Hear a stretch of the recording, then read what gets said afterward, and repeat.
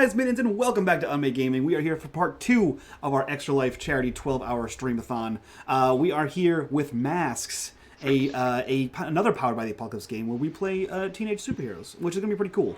One of us is definitely a fish, and we'll figure that out when we get there. But I would like to remind you guys that we do have a giveaway going on right now with our sponsor, Easy Roller Dice. You guys can check that out. We have hit $1,000. We've actually broken $1,000. We're doing a giveaway for a pound of dice. We are also sponsored by Mage Hand Press, so once we hit that goal, everyone who donated gets a bunch of free PDFs from them and a discount on their brand new D&D space game called Dark Matter. We are also sponsored by me, so if you guys want to support the channel, please go check out our Patreon. That's the best way to do that. And if you guys want to donate to hit that charity goal, please check out that donation section down below for all the fun things you can donate for to interact with the stream. That being said, I will turn things over to Levi to take us into the world of Halcyon. Levi? Hello, and welcome to Masks: A New Generation. As Mike said, this is a game about teenage superheroes. This is Teen Titans, Young Avengers, all those wonderful stories. And today, we have our little team. Let's start. We'll just see where everyone is in the overlay.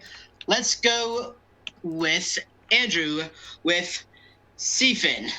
Just tell me a little bit about your character and their playbook and such. All right.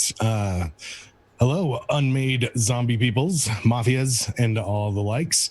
How about I do, if we have enough time, I'll do his little blurb that'll set him up. Go for it. Because I'm very amused with it myself and feel one. Somewhat pretentious 15-year-old internet troll Roman Santiago sought to emulate one of his favorite online pundits at his high school by posting a sign challenging his classmates, "I am not a fishman, change my mind." He sat smugly for many hours as student after student approached and failed to change Roman's mind. Even the few teachers who bothered to interact with the teenager could not formulate a satisfying argument. However, he had failed to account for his history teacher, Mr. Kirsting, who, unbeknownst to Roman, had minored in philosophy. The enthusiastic late-20s teacher, well-liked as a cool guy, casually approached Roman, table, and sign. Roman gestured to the writing on the cardboard poster, smiled, said, "Hey, Mr. Kirsting, I'm not a fishman. Changed my mind." Mr. Kirsting crossed his arms, chewed thoughtfully on his handlebar mustache for a few moments, proceeded to do just that. Unable to deny the logic overwhelming his sophomoric mind, Roman Santiago cried out in agony and ceased to be. In his place arose Seafin Chowder. Seafin Chowder is a transformed, is his type very specifically. The transformed, his type of mask. He's primarily a freak, which is what they are, and has particular skills in inhuman might, superhuman senses, and has moments of unbridled teenage rage where he can become the monster even more and become unstoppable. But as most teenagers, he desperately wishes, well, fishmen teenagers even more so, he desperately wishes he could be something else and has a good ability to empathize with other freaks like him. Very nice. Yeah, I think that covered all of the backstory questions. Let's bring it over to Katie with Belle. Sure. Hello, I will be playing Belle, Silicon Valley Labs. She is the outsider, and she hails from a place called Sealy Comet. This is a comet that revolves around Earth approximately once every 5 years and hovers around there for like a month before everyone better get back on the comet or else it's too far away to travel until next time. So the first time around the 1960s, Earth managed to send a signal to this comet, showing them the wonders of electronics from the 60s. The Sealy Comet people, or the Sealivians, took this technology idea and expanded greatly because silicon is the number one mineral or element that appears on the comet. So when they came back 5 years later, they knew a lot about silicon and the electronics involved. So Bell Labs is on Earth was on Earth to study what was happening, just learn more about the Earth. When she found out that there's hundreds more elements out there that she could learn from, way more than she can learn about in a month. So she stuck around, even though everyone on the com was like, but you need to come back and like tell us what information we get to study for the next 5 years. And she went, nah, next time I'll tell you about what I learned for the next 5 years. So she can fly. She's pretty tough. She has heliokinesis, because silicon is a very important component of solar panels. I read a lot about silicon for the purposes of this event. And radical shapeshifting, because of all of the uses silicon has. Usually she's in the form of an octahedron, which is like a 8-sided die, for those who know it, that tends to just rotate and such, and absorbs information by like sticking the books to her body and then just like absorbing information or reading it. I'm sure people don't understand. You know, the old-fashioned way, reading. You know, just by osmosis, it's fine. And when she's not, because she has to try and blend into the public, she shapeshifts down into like a rather pale skin, like the closest she can get to a skin color that she can. Metallic silver hair in the usually tied up into two pointed buns on the side. And she drives around what she calls the Silly Billy, which is her Kirby craft. Also in the shape of an octahedron, but way bigger. Wonderful. Next up is Joel with our strong arm. Hey, so I am playing. Oh, hold on. I just had my notes up and then closed them. I'm playing Thaddeus Bumblebrow of the Strong Arms. I'm the Legacy playbook. It's the playbook is about like superhero titles and stuff being passed down through family or generations or just like random people. So the Strong Arms came about in the Bronze Age of heroes, which in like the Book of Masks is like one of like, you know, the oldest generation of heroes. So they originally started out as a bunch of like strong arm wrestlers and boxers turned heroes. But like as time progressed, their powers kind of became outdated. So like I do have like super strength, but it's not like the most super strength kind of thing. It's, you know, it's and I have some, you know, I can fight and tussle, but I think the strong arm name has pretty much come down to just being good for publicity and like, you know, opening malls and stuff like that. And so it's a pretty sad thing. And Thaddeus is tired of trying to do stuff like that. So he actually wants to get out there and fight crime and start doing good. We do have a rival family that started around the same time as the Strong Arms, and it's the Spaghetti Legs, and they're a legacy that passes down stretch powers. And I also kind of have a rival that's trying to take my spot in the Strong Arms, which is my cousin Kevin Maximilian, so he's trying to usurp me. And my rival in the Spaghetti Legs is a villain called the Boy Labyrinth. So I'm just trying to bring some newfound honor and clout to the name of Strong Arm. And I'm trying to get out there and mix it up. Can we talk about the Boy Labyrinth? Yeah. The Boy he's got stretchy powers, and so you know he maybe turn himself into a maze. People get lost in him. Yeah. It's very fun. I have a few ideas for the Spaghetti Legs. Yeah. Feel free. How do you feel about the name Tony Stromboli for Boy Labyrinth? I love it. Awesome.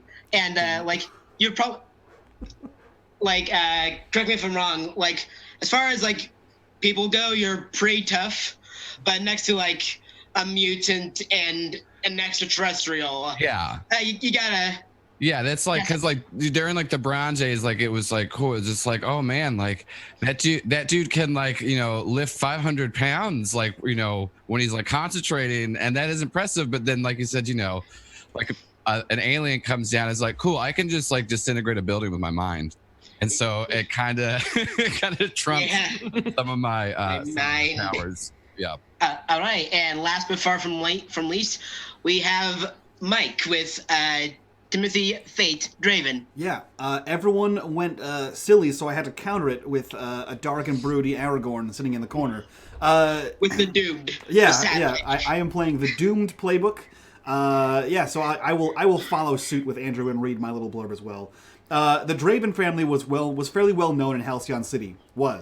Now their fate, their legacy stands as a cautionary tale to those who seek forbidden knowledge. The Draven estate was known throughout Halcyon as avid explorers, modern-day adventurers. For generations, the family plumbed the depths of the world, unearthing relics and ancient sites. They were a historian's best friend. The Draven family, Matthias, Kerrigan, and son Timothy, were on one of their usual jaunts into the unknown when tragedy struck. Rumor has it they were unearthing the discovery of a lifetime, an ancient temple belonging to a long-lost civilization, far more advanced than our modern world. But something, or someone, didn't want the ancient world to meet the modern, and as the cavern collapsed around them, the last thing Timothy heard was secure the gate. Tim awoke in the family estate, although it wasn't the estate he knew. It was decrepit, ruined, and covered in dust and cobwebs. The staff was long gone, and the mansion had fallen into such a state of disrepair, but there was also something else, something he only vaguely remembered. The gate, and a voice. We are saved. And that is Timothy Draven. Excellent. And just a couple of things, for my purposes. Sure.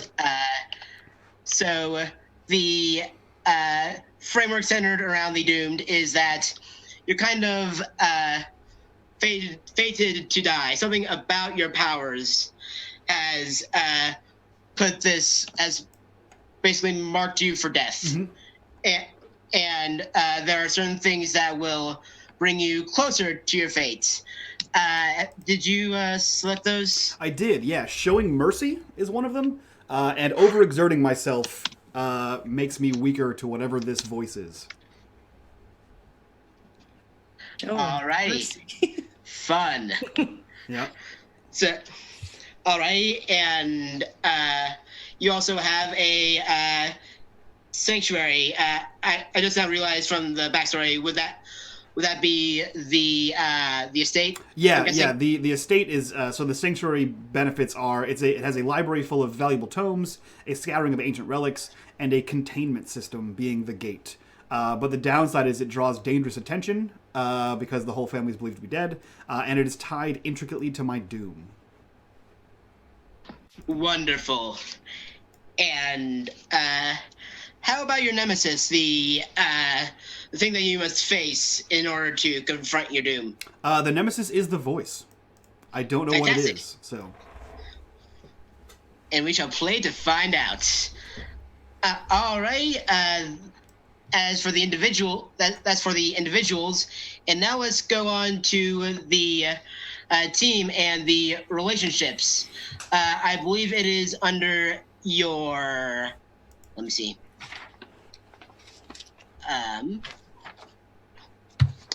Under the when our team first came together, which we'll get back to, your playbook should have 2 relationships, and those blanks will be filled with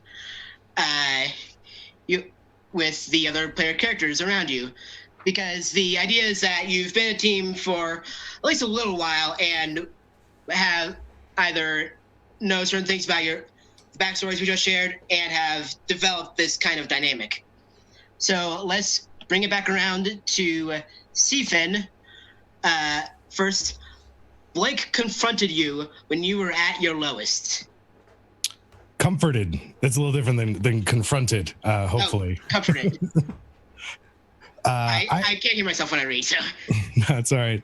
I plugged in that I think Draven, knowing that the suffering that perhaps he's going through of dealing with things, comforted me However, I plugged in that Bell knew me before I changed, probably because of his excessive use of the internet and researching things and meeting people online. Computer connection there. I don't think the strong arms would have any real care about a teenager in high school who's a nerd on the internet. Definitely, makes sense. So next we have Belle. Just let me find the outsider. Okay. So you have been learning about Earth by spending time with blank, and you have a crush on blank, but keep it under wraps.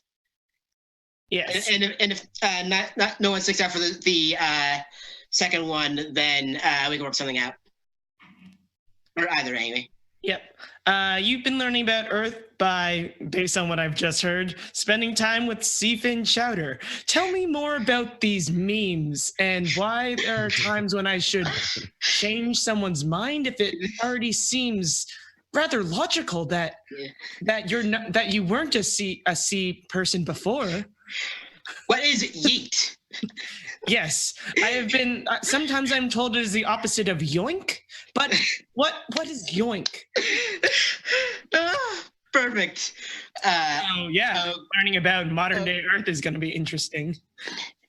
Through the internet troll. Yes, if allowed, you have a crush on Timothy, but you keep it under wraps. You know so much about history. It must be amazing whatever's going on in your mind. But I must keep it under wraps. But I want to know more about history. What is Earth like? I like it. I dig it. Okie doke. So, for Thad, you once got caught doing something that shames your legacy with blank, and you trust blank and told them an important secret of your legacy. So I got caught, I think because I became friends with Syl or Bell. My legacy, being, they call themselves old fashioned, but they're just kind of, rude bigots and the older ones. So they got mad that I had an alien friend, which is Silicon, from Silicon. And so I'm friends with Bell, and I think that's kind of what they're ashamed of. But also, like, I'm trying to break out and like change my legacy name. So I want it to be more than just, mall openings and exclusive clubs kind of thing. And then I think that let's say, and then I trust, and I told them an important secret of my legacy. I think I probably I don't think I knew Seafin before he was turned to a fish man, but I think because he's probably, I don't know how much he's changed his ways of putting up signs to strangers saying debate me, but I think that he's probably come around a bit more. So I've kind of like let him know that there's some problems within my legacy, and I'm definitely trying to change it. And so I feel like I kind of trust him just because he's had to have like his perspective of the world shifts and change. So I think those are the two that I would do. All right. And finally, for Timothy. So for me, it says you told blank all about your doom and the danger you're in. I told Thaddeus because he comes from a long line of supers, and I think he may have some insight onto me not exploding or whatever. And then you'd love to kiss blank before your doom comes. Tim secretly also wants to kiss a fish. No, he also secretly wants to kiss Belle because she's way weirder than he is, and that's comforting. Excellent. But also sometimes Seafin. One or the other. Those huge lips. Yeah, right. But, all right, and now we establish influence. And influence is a major mechanic in this game. If someone has influence over you, you care about what they think, what they do, and what they say in regards to you. And this means that they can shift your labels, the stats that you roll with, as those are how both you and the world see yourself. And first, adults have influence over all of you by default because, young impressionable teens. And you're to give some influence over each other at team creation. For Timothy, these people matter for what you need to do. Give influence over 2 of your teammates. I think Thaddeus, because he knows my secrets. And I will say Seafin. Yeah, I'll say Seafin as well. He holds influence. Apparently a very good debater, so it makes sense. Yeah. Okay. And now, excuse me, bringing it back over to Thad. I'm just scrolling back and forth through the PDF of this. Yeah. For Thad, you're a part of this team, for better or for worse. And you care what they think. Give influence to all of your teammates. Yeah, so you all just have it. So yeah. Oh, also, you can keep track of this in your character sheet in Roll20. I believe it's under conditions. Yeah. And for Belle, you choose your demeanor, haughty or cheerful. If you're so stuck up, you think you're better than them. Give no one influence. If you're cheerful, you're thrilled to be here. Give everyone influence over you. Being on Earth is so amazing. You can all have influence. Alrighty. And finally, to Seafin. Try to care what other people think, even if you can't shut everyone out. Give influence to one teammate. So I'm glad I went last on this because I've been thinking about it a lot.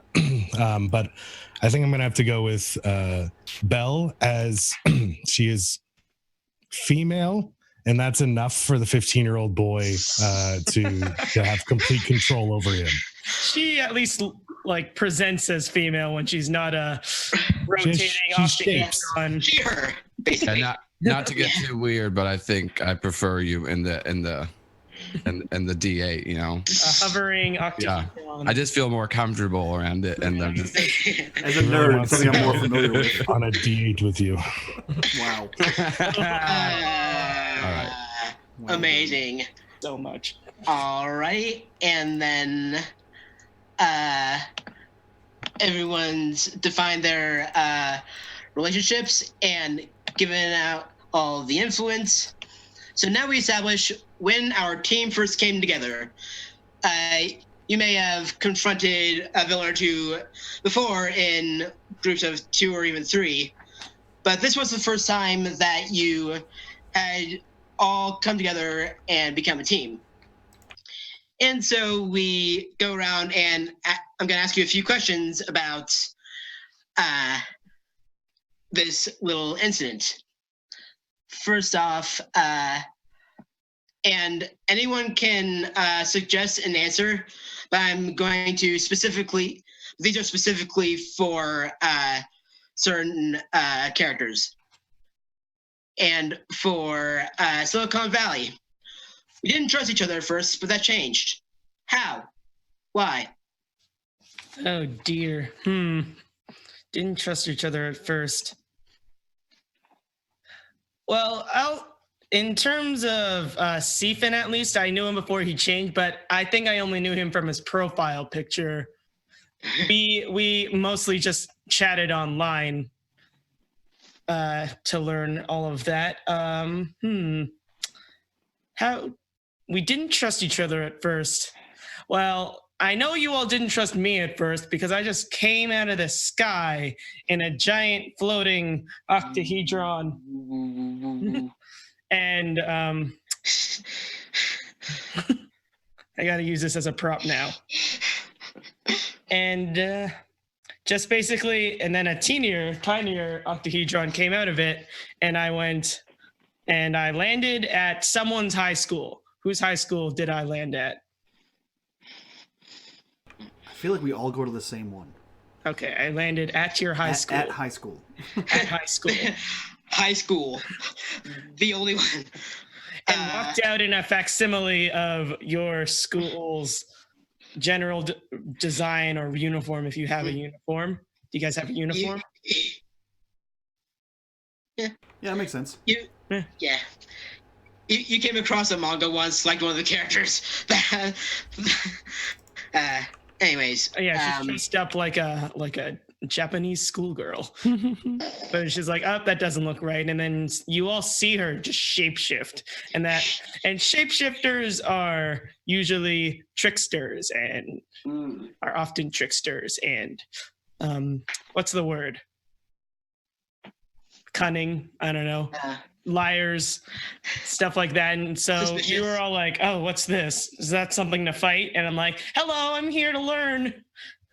And I think my general cheerfulness just kind of brought everyone together. I can see Delightful. Yeah. So next for Timothy, we paid a high cost for victory. What was it? There used to be 5 of us. Oof. Ooh. Oof. Dang. Okay. Yep. Yep. Yes, Okay. There is no longer a 5th. Alrighty. Oof. Who was this? Who I was mean, it? you can look through the playbooks I think it as should be a inspiration. beacon. Yeah, I'm down. It was the beacon. Oh no. Oh no! My heart. But yeah. But okay, in that case, I'm going to ask all of you the beacons question. We found signs that this incident was just the start of something bigger. What were the signs? Ooh. Usually the beacon goes last in terms of these questions. But All right, I just want to interject so I don't forget. mhm. What were the signs? Okay. Yeah.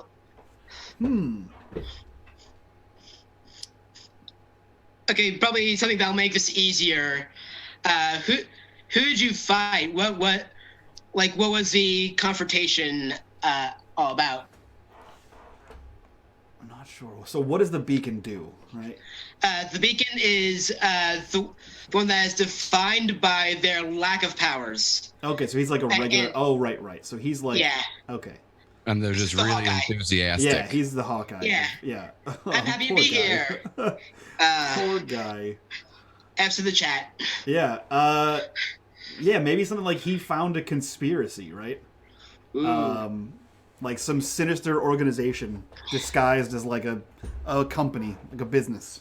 Yeah, he had sent us all a text saying like, cool discovery, meet me at the library. And we get to the library and the library's destroyed and he's gone. Yeah.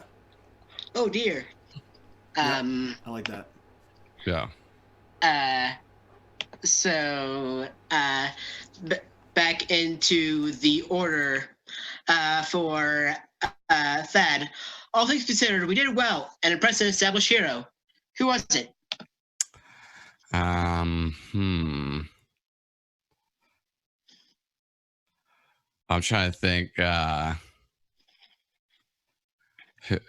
who it would be of an established hero of this world.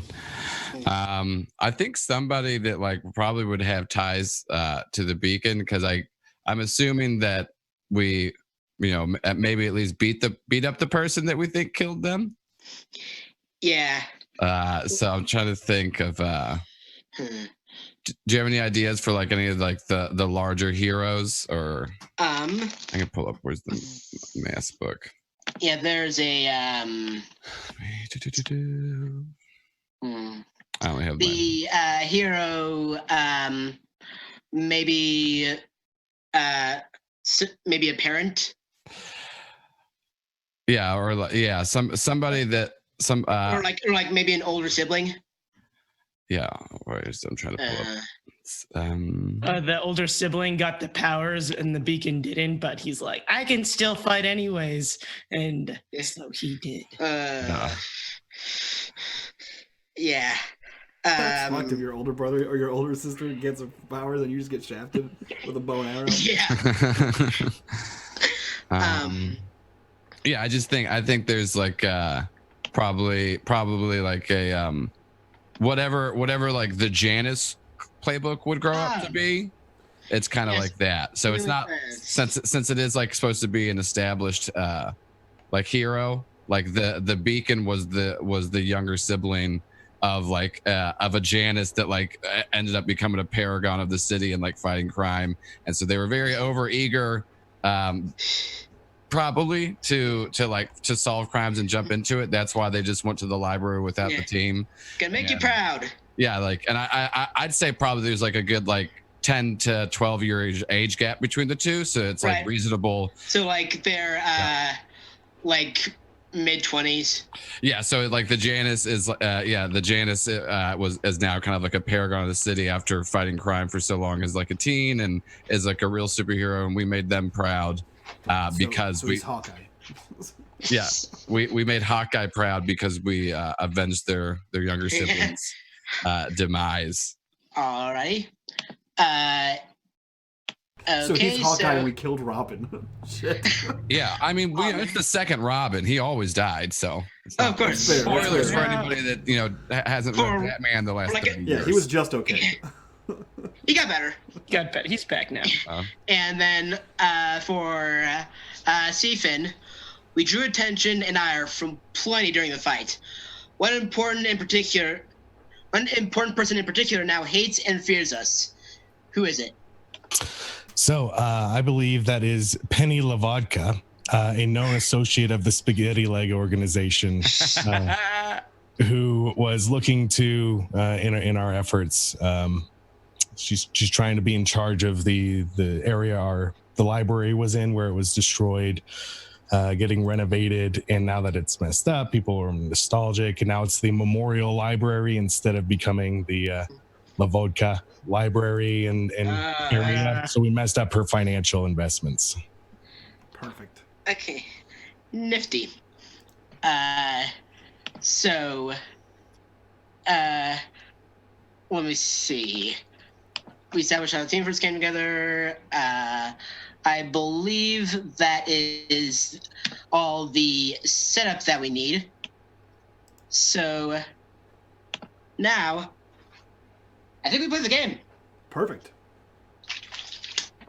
So we see this cover of the Masks, a new generation. We see the gray skyscrapers of Halcyon City, with many figures both proud and some shadowy, looming even greater in the background. We open the cover and we see a panel of the Halcyon City Museum of Sciences. We see several thugs in ski masks trying to maintain the crowd and keep them under control. So, where in the museum and in this scene is Timothy? Man, I guess you know what he would be in the thick of things. What kind of museum is this? Is it like a museum of science, museum of like natural history? A little bit of everything. Like it's kind of the major museum. This is probably in the like natural science / anthropology wing. Okay, cool. Yeah, so he would be probably in the thick of things, using his psychic powers to try to subdue these villains. Okay. And Belle, where are you up to? So I'm going to say if this is a museum, you said? Yes. Just kind of catch-all museum anthropology. Okay, so she's also in the thick of things, but every time something is about to fall off a shelf or something is about to crash, she's leaping over to save that. So there's a panel of her like also ready to go to blows with someone, and then immediately running off panel to catch like a vase that's about to tip over. It's like, this is very important science, and then having to roll out of the way from someone going, where did you go? Come back here with whatever sword or whoever's fighting. Yeah, like these are just some well, if one were to guess, like just simple robbery thugs, ski masks, stealing clothing, maybe even SMGs, just trying to keep the crowd in line. Sure. Wait, no, hold on. My apologies. Rewind a bit. So, Timothy, you said you were kind of in the second thing trying to keep the thugs under control. Yeah. So, are you trying to stop them, or are you trying to like get them down? I mean, I'm trying to stop them. Right, like they're committing a crime, and I'm trying to stop them from committing a crime. All right. Roll to directly engage a threat, and this will be with danger. Cool. Can I not do that instead and unleash my powers? Because I'm not a physical bully. So the difference between directly engage and unleash is that if you're directly engaging, you're essentially trading blows, however those blows take shape. And unleashing your powers, you're kind of changing what's around you. From you describing, you're essentially trying to So here, how about this? I'll give you a better narrative, right? So I'm not physically trying to subdue these guys. I have telekinesis, and I'm trying to smash things that are not of very historical worth into these people to knock them down. Huh. Right, like knock them unconscious with a vase, or like push a bookshelf over, right, with my mind. Not the face. All right, because I'm a kind of benevolent GM, you can roll to unleash your powers. Sweet. Which is freak. Yeah. So unleash my powers. There's a pop-up here. No penalty. 8. So on a 7 to 9, mark the condition, or the GM will tell you how the effect is unstable or temporary. So you can either mark a condition which, if you get hit really hard by somebody, then that'll make it harder for you to withstand, or this won't be as effective. Okay, I'll mark a condition. I'm gonna mark down angry. All right, get mad. Yep. Back, Value, you said that you're just trying to mitigate any collateral damage. Yeah. All right. Cause collateral damage. Yeah. I'm not gonna make you roll for that.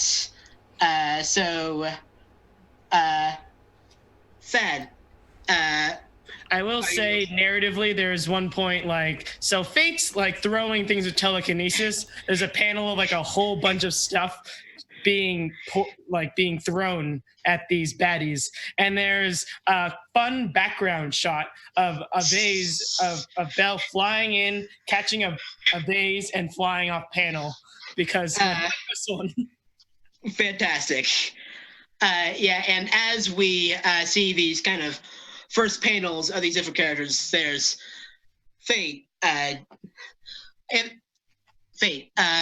Explorer, and Telekinetic, Silicon Valley, Extraterrestrial with passion for learning, and then we see Strong Arm, heir apparent of the Strong Arm legacy. What are you doing? I am in the crowd, calling out all these thugs, fighting them, but I'm going to be using, instead of just a normal directly engage, which I would roll danger with, I have a legacy power called Fight the Good Fight, where I can pull my punches when directly engaging the threat, and so I get to roll plus savior, but I cannot choose the yeah. So like I can't like do like So I'm just trying to to show them what's what as I give them a good whopping. Let's see. All right. So Fight the Good Fight. 10 full hits. So need to pull up those moves. Yeah, so I get to choose 2. So I will resist and avoid their blows, and then I'm going to let's think. I want to try to choose, because I'm trying just to get them to like leave, and so I kind of want to take something from them if they, but are they just kind of just rowdy, like they don't really have any weapons or anything? I'm seeing them as having like SMGs. So if you want to disarm them, then yeah. Yeah, I'm gonna resist their blows, and I will take something from the person I'm fighting. I'm gonna take their gun, and then I think when I take it too, I do have enough strength to do this. I'm just gonna snap it. Awesome. Yeah, and then and just say, while holding my dukes up, being like, guns are for pansies. Fight me like a man. Captain Marvel flies in. And goes, yeah, and it just uses a laser beam. Like, well, good enough. And finally, Seafin.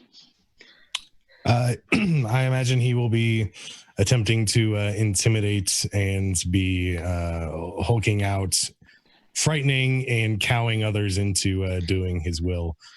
Put that down. No, kind of directing them with his monstrous form. Alrighty, in that case, I'm going to have you roll to provoke someone, which is superior. Does he sound like he's underwater the entire time? I have his voice, but we haven't done role playing yet, so I'm gonna. Oh boy. So this one, be the monster, roll plus freak on a hit. They make themselves vulnerable, or you frighten others if you. Okay. Oh, I see. Yeah, go ahead and roll that then. Freak.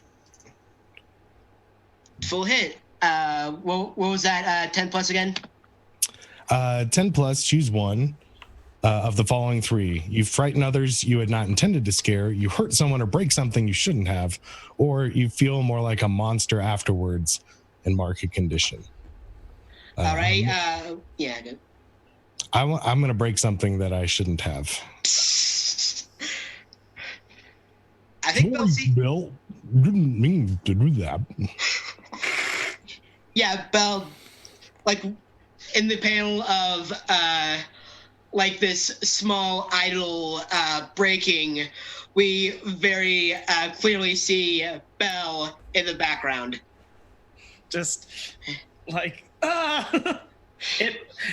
that was evidence of carbon-based life on your planet 500 million years ago. Now it's just a rock. It's fine. It was always just a rock. Who cares? Rocks are very important when they're in different shapes. No, they're not. They're just rocks. There was fish bones on this one. This one had bacteria on it and a specific type of radiation that showed that the isotopes of your planet once different from what it is at this current place in time. But if we don't stop them, it's going to be all gone. Well, there's other museums. All right. Let's see.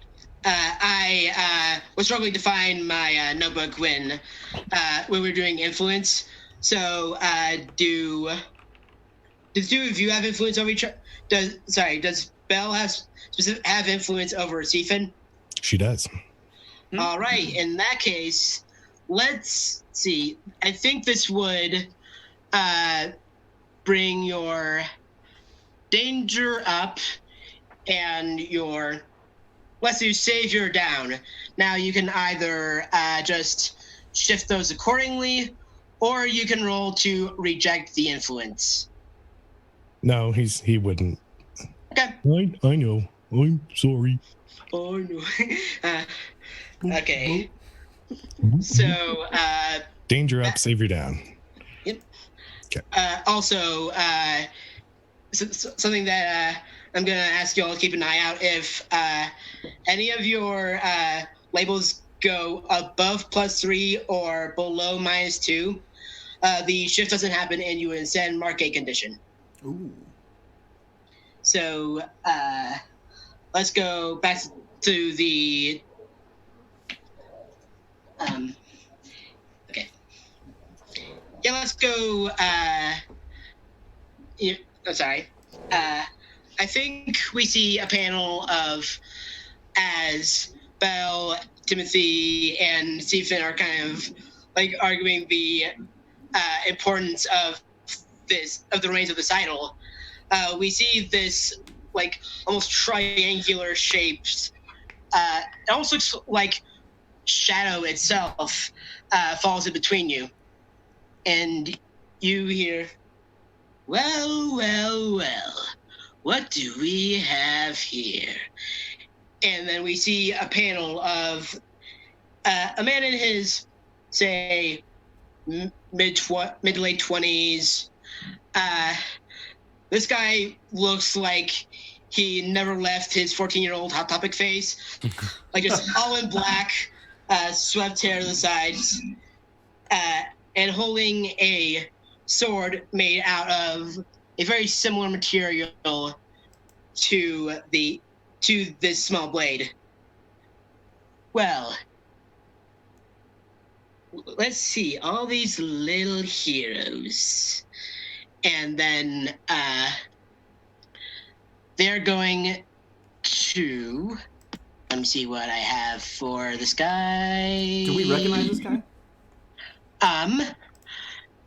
Anyone who wants to can roll plus superior.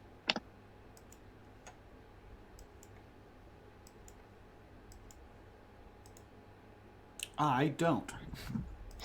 Oh, I also don't equally.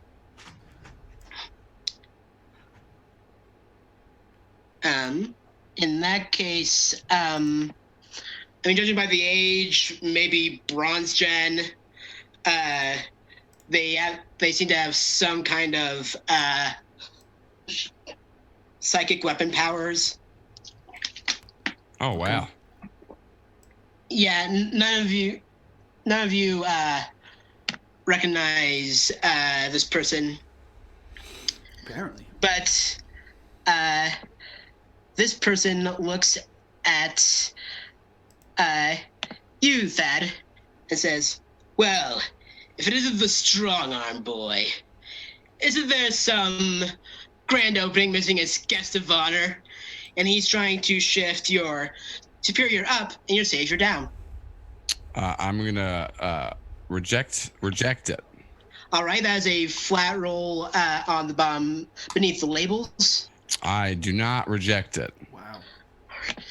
Yeah, this is obviously a villain, but you're pretty impressionable. So savior down, superior up. Yep. Right? Okay, I did it. Okie doke. And let's go back to Timothy. Okay, so there's like shadowy guy with mind blades, and there's like a bunch of thugs with guns still doing thug things. Yeah, they're mainly just trying to keep any museum guests and staff down. Okay. Just keep them out of the way. What is this this super doing? Currently, they're just making fun of Thad, just putting on a bit of a show, but haven't posed a physical threat yet. Oh, that's fine. A lot of people make fun of Thad. I'm gonna keep working with these thugs. All right. In that case, yeah. So if Thad is now engaged with Gothman over here, I'm gonna go fight these guys physically. Okay. They seem pretty subdued, so I'll give you a directly engaged roll here. All right. And is that against a super or one of the thugs? One of the thugs. Okay. 9. 9. In that case, you trade some blows, and you either resist or avoid blows, take something, create an opportunity, or impress, surprise, or frighten one from that list. I'm gonna frighten the opposition. Alrighty. They seem very intimidated by this strange psychic boy. Good. So Story of my life. I believe we have Belle next. Sure. So she heard from this new villain. Well, looks like the little superheroes are here. So she's going to grow to 8 feet tall and tower over everyone, just like, okay, like everyone get outside. We can't fight in here anymore. So she's going to try and provoke. Great. At least, you know what? The mooks are fun. All right. Oh yes, I don't have to. That's superior. For the bonuses. All right, that is a hit, and they I think you get a critical opportunity, and yeah, you have sufficiently scared them into getting out of the way, and like these weirdo super people duke it out, they're not getting paid enough. So, Thaddeus? So the supervillain's there, right? Yeah. All right. Do I get any bonuses? Or sorry, not bonuses. Do I get any negative modifiers against him because I failed my influence? Not really.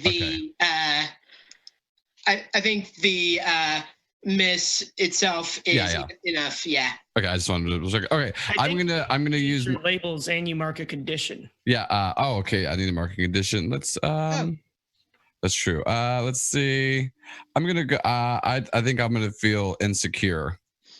That fits. And so I'm going to roll. I'm going to use my move, Symbol of Authority, where I'm trying to get him to like stand down and try to assert my power, even though he did make fun of the Strong Arm family. I'm going to try to just do that. So I roll on the figure. Yeah. And no. All right. It is on a hit. They get to choose and it says so you're going to choose one off of this list of so what I'm telling him to do is to call off his thugs and to leave, and so you get to choose do what you say, get out of your way, attack you at a disadvantage, or freeze. Okay. I think this guy is starting to lose quickly, so they're going to begin lashing out towards you, but they're on a balcony, so you have a quick second before you can before you have to deal with that. Seafin?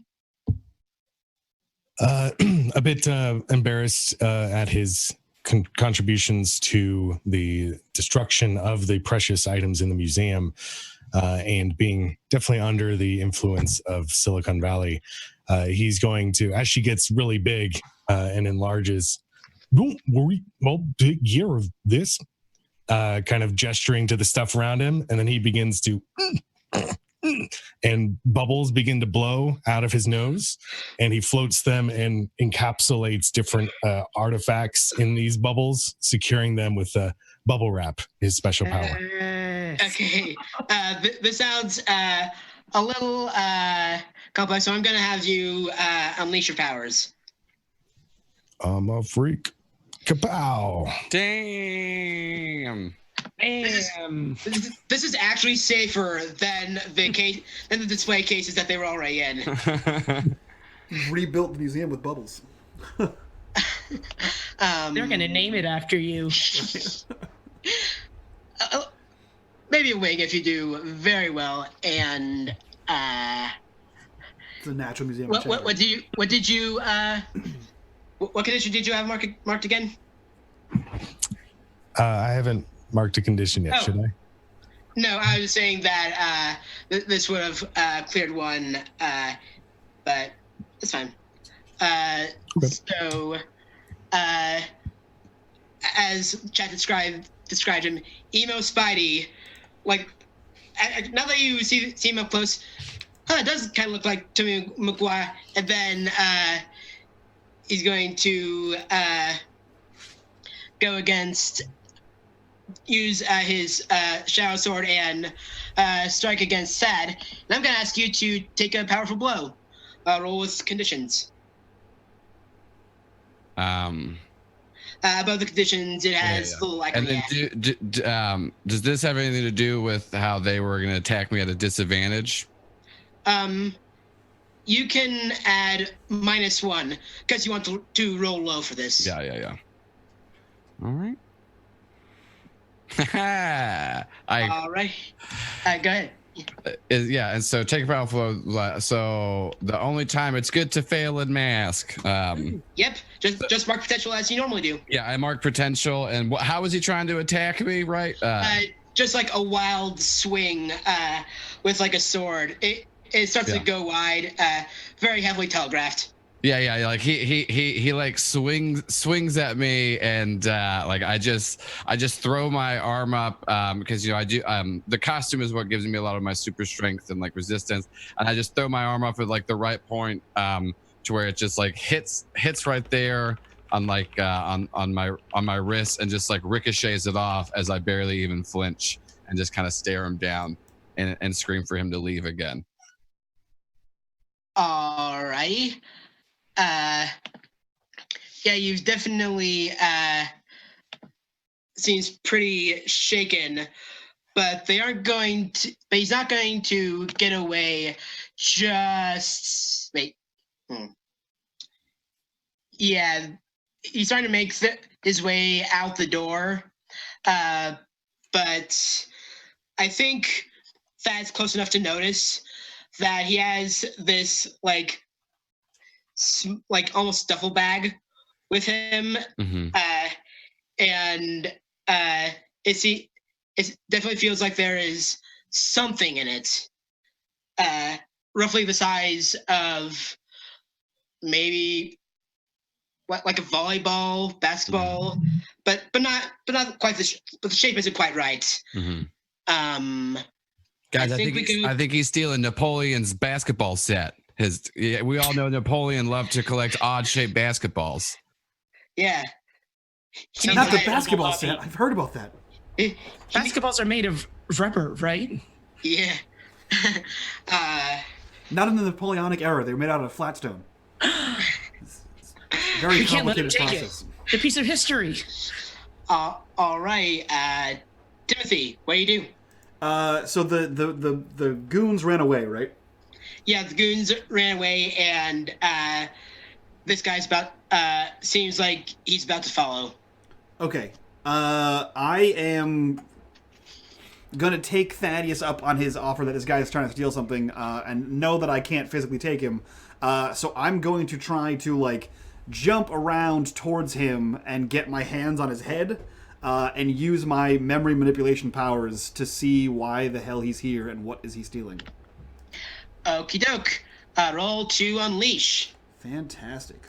Freak. Submit. Don't suck. Oh, I sucked bad. I sucked real bad. Oh no. Ooh, that's real bad. That's real bad, guys. Yeah, I think he says, you think some kid is gonna take me? I thought so. And this is going to try and shift your mundane up and your freak down. Okay. How am I avoiding this? What am I rolling here? It's a flat 2d6. 8? Alrighty, and on a mixed success, okay. Where is it?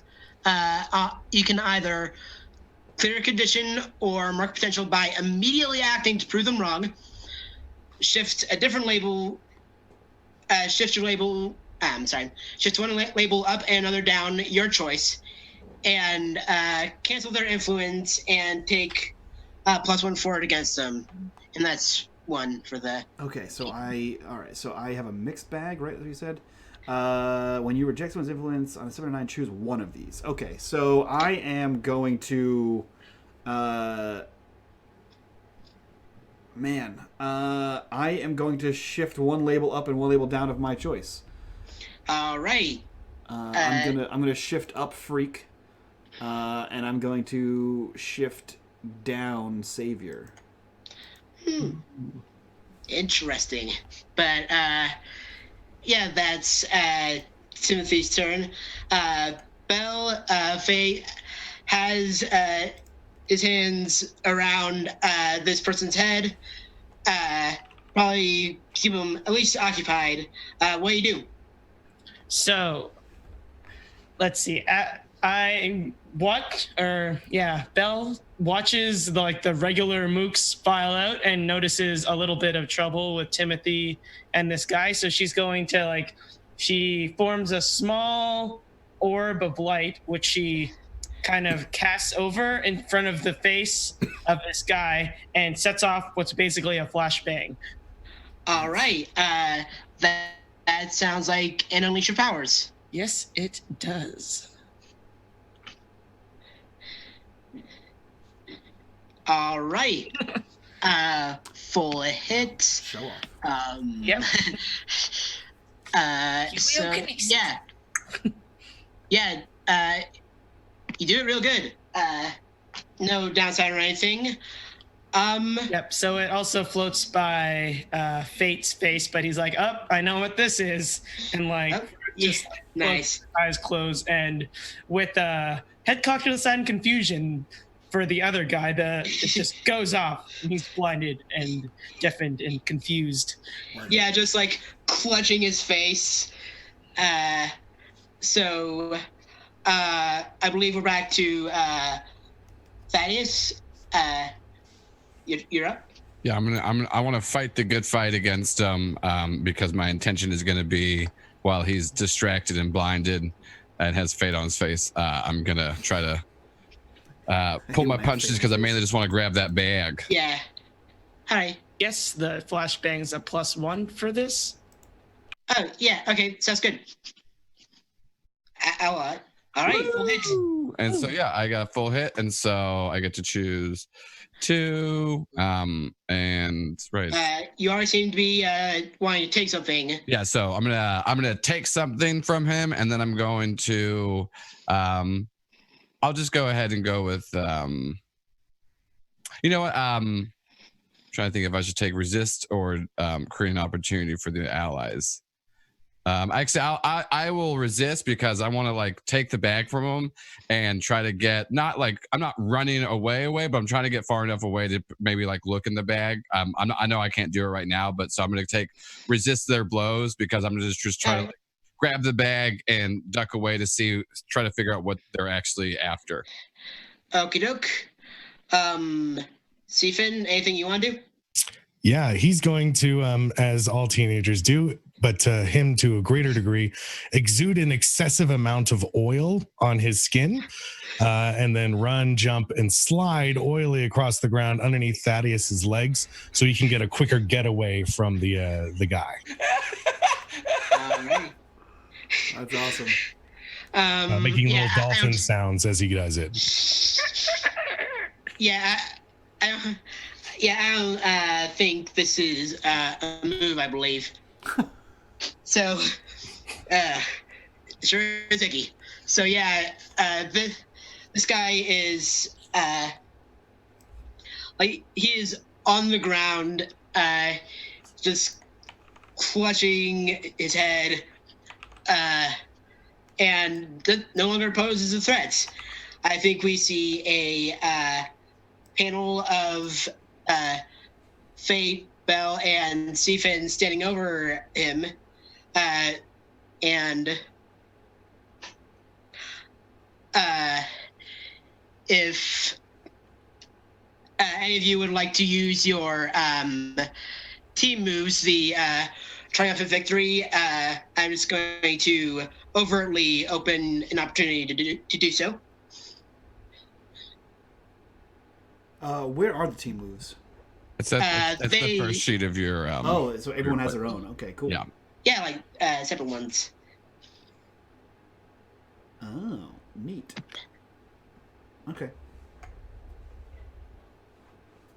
So, Bella's going to leap in the air and go like, "We did it!" And she's going to give a big ol' hug to Seafin and then slide off by mistake because he's still oily. It's like, That's perfect.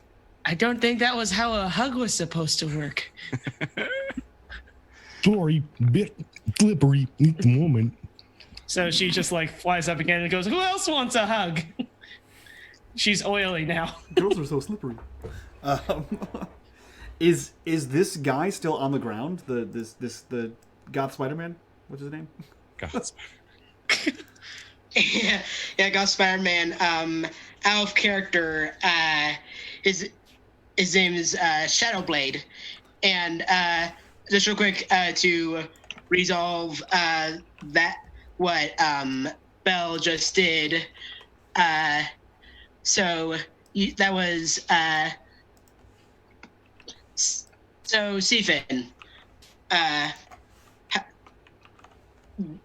What does that hug mean to you? Well, I think it means that I'm being treated like a normal person, or someone not to be shunned and feared. So that means a lot, especially coming from Belle. So you would say it's a meaningful hug. It's a very meaningful hug. All right. He turns reddish. I don't know. British. How do fish blush? He gets Well, oilier. what color is Seafin? He's greenish blue. Yeah, he turns a bit Purple. purpler. But doesn't Belle already have influence over you? Mm-hmm. Yeah, So you shift the labels if I so choose. And if what you say is true, then we would have to ship down Freak and up. Mundane. Yeah, it sounds like that to me. If not Savior, but I'll say Mundane. All right. That sound good? Mm-hmm. All right. So,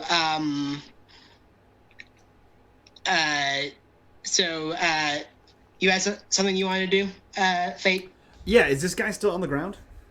Yeah, just clutching his head. Just going, Yeah, I mean, I'm not done with this guy, right? I want to know. I want to know why he was here and what he was trying to steal and who he is and where did he get sweet magical psychic blades. So All right, I'm gonna try to do the probe roleplay deeper. thing. What's that? Do the thing. Do the roleplay thing. All right. Yeah, so I mean, he's not asking questions. He pissed him off, right, and told him that he was a bad telekinetic, and so he's basically has him down on his knees and he's just drilling into his mind, Professor X style. Okay. Yeah. Wait, telepathically? Yeah. Well, Okay. All right. Yeah, that sounds like another go at that unleash. Let's see what And I'm gonna give you +1. all right, let's see what happens here. So situational bonus is +1. Be careful. Pow! Don't I exert can- yourself too much. That is true. I'm sure I didn't think about that. So you see, yes, you hear the voice go, let's see what we... Oh, no, let's do similar. You hear the voice go, let's see what we can learn. And then we see intentionally blurry panels of Shadowblade negotiating with some figure in like also like a blazer or a suit jacket and jeans. You don't see the face, but you see Shadowblade very pleased with what the other person has to say, and you see him hiring some goons, going to the museum and smashing a display case that shows this kind of Roman-style helmet. Okay. Do I recognize who he was talking to?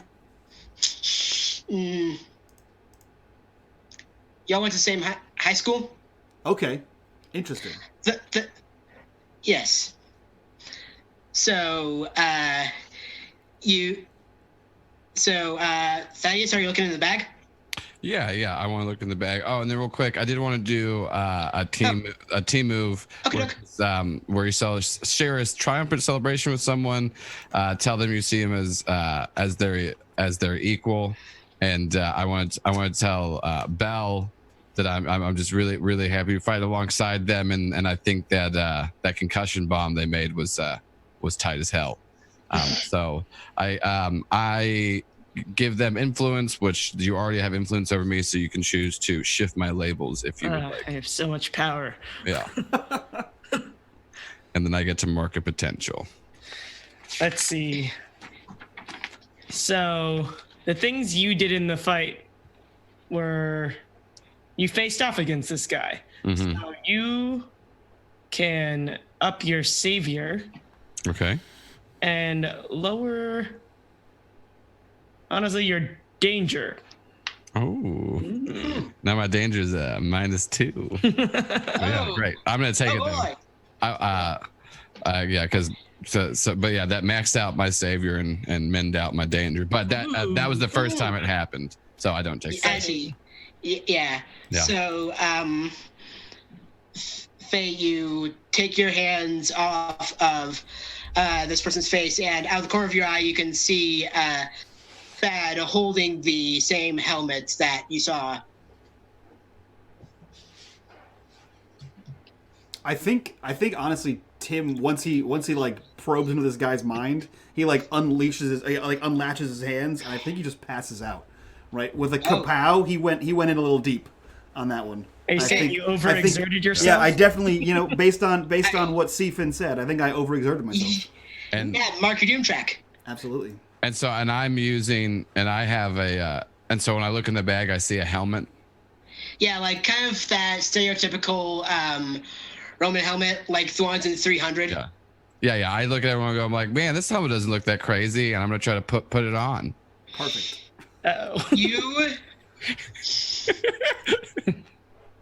You feel stronger. Oh, nice. Yeah. I kind of flex a little bit, and I just, I'm just like Tobey Maguire in Spider-Man 3, just do an emo spin around. I flip my hair, but it's the Roman, it's the Roman. Yeah, we're just wailing on that whole sequence. Not unearned, but I think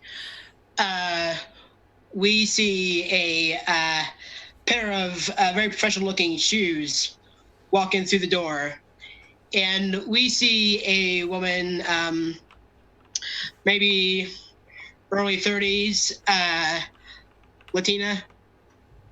If you're familiar with Brooklyn Nine-Nine, she looks like Detective Santiago. Okay. Well, seems like you folks have had the situation handled, but we can take him off your hands. And then she kind of looks at Thad, and we're gonna need that.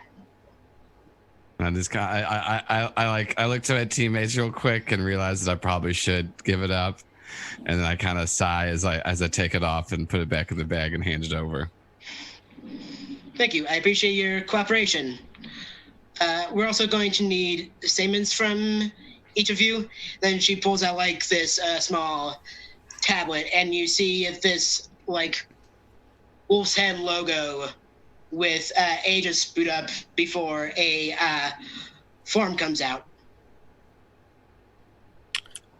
While this is happening, Seafin will begin to almost like heave, and a large tongue will come unfurling out, and much like Tom Kent from League of Legends, he's going to wrap around Timothy, who's had this happen before when he gets overloaded, and swallow him to keep him safe until he's comforted and able to come out of his stupor. Perfect. I wouldn't have it any other way. Thank you. Yeah. Bella is going to float over to the form and just kind of jump it into her body. And you hear like 90s printing noise, internet That's not your noise, property. and spits out the statement fully printed. I think that will be to your liking. Should it not make a printer sound? Yes, all of those noises. Like it comes out of your chest. Yeah. The octahedron spins and it like spits out the middle. It has everyone's statements on it because every so often people don't like no one likes filling out paperwork. Yeah. He likes filling out paperwork. Yeah, because mine, when I hand it back, just has a poorly sketched muscly arm flexing on it. Yeah, mine is covered in goop and spit. So, quick question: has Belle ever worked for the not for, but ever had to deal with the with Earth government?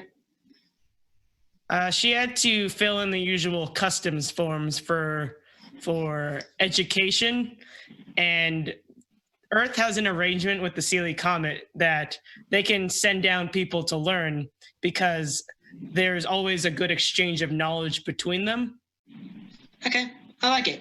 Yeah, and you would probably recognize. You wouldn't have to go through the normal kind of paperwork that a human student would, but instead you would have to fill out a slightly different form from Aegis. The organization this woman seems to be working with. Yeah, there's a flashback of her walking in the office like, hello, I'd like to extend my education trip. And then there's a woman at the desk going, if you would like to extend your education trip, you will need to fill out form F17. As soon as you fill that out in triplicate, you will also have to fill out these forms. And it looks like it would be really annoying, but she just jumps them all into her body and the exact same sequence happens. It goes, as they all jump back out perfectly. It's like, thank you very much. And she leaves. And that's the flashback. Excellent. Perfect.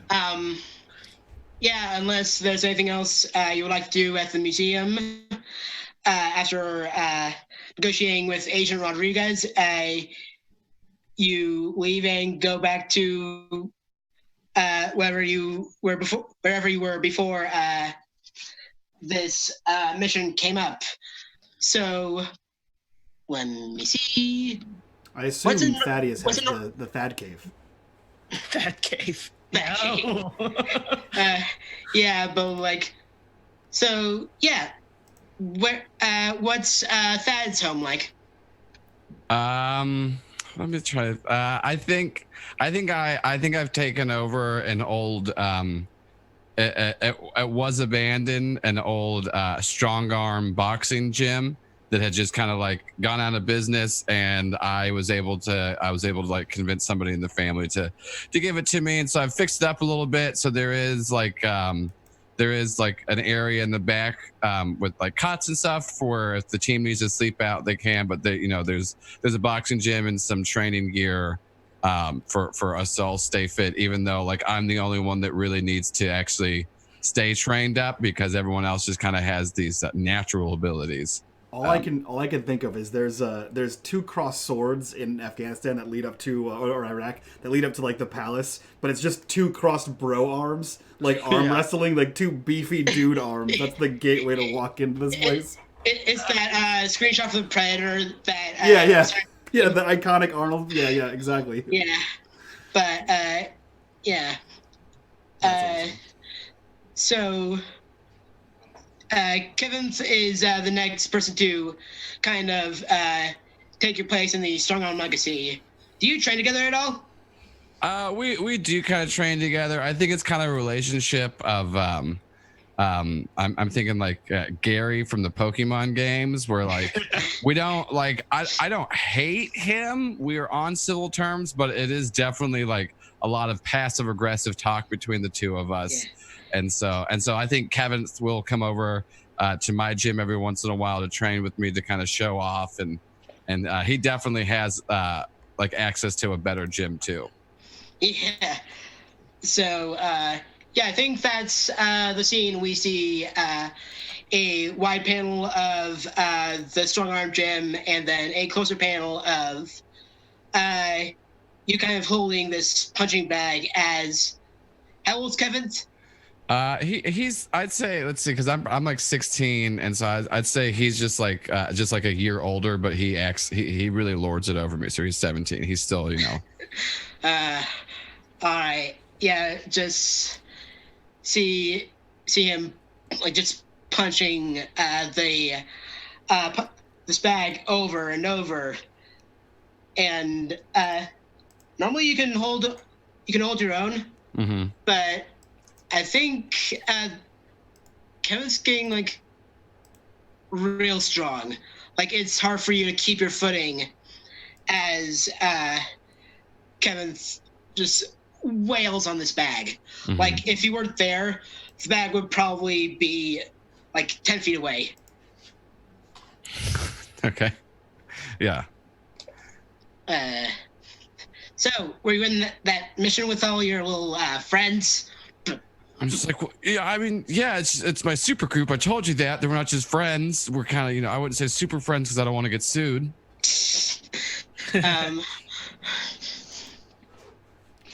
No, we're just a super group of friends, like a regular Yeah. group that is also super. Like a league. Spelled SOUR. Yeah. Super. We're all just super like- it's a super enthusiasts group. that happen to have superpowers. You're like a league for justice. Titans that are teens. But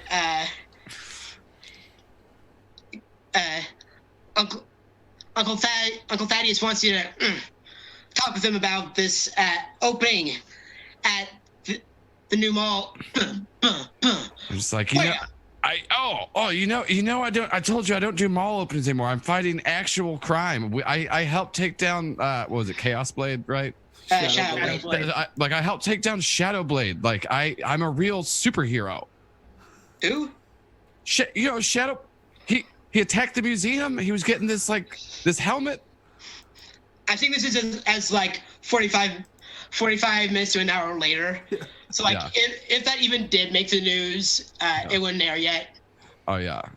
Like I probably should have established this like maybe mid-afternoon is when this is happening.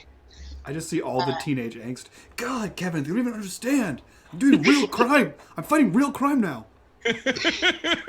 So Real superhero.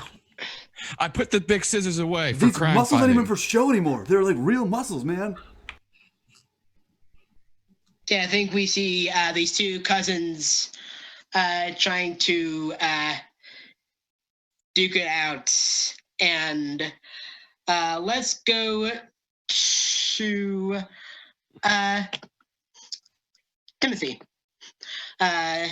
So where do you hang out? I feel like I'm currently hanging out deep inside the stomach of half fish, half boy. Oh, right. I forgot. And it's very that you uncomfortable were- to wake up there. Usually I'm spat out before I wake up, but today I can feel myself slowly being dissolved.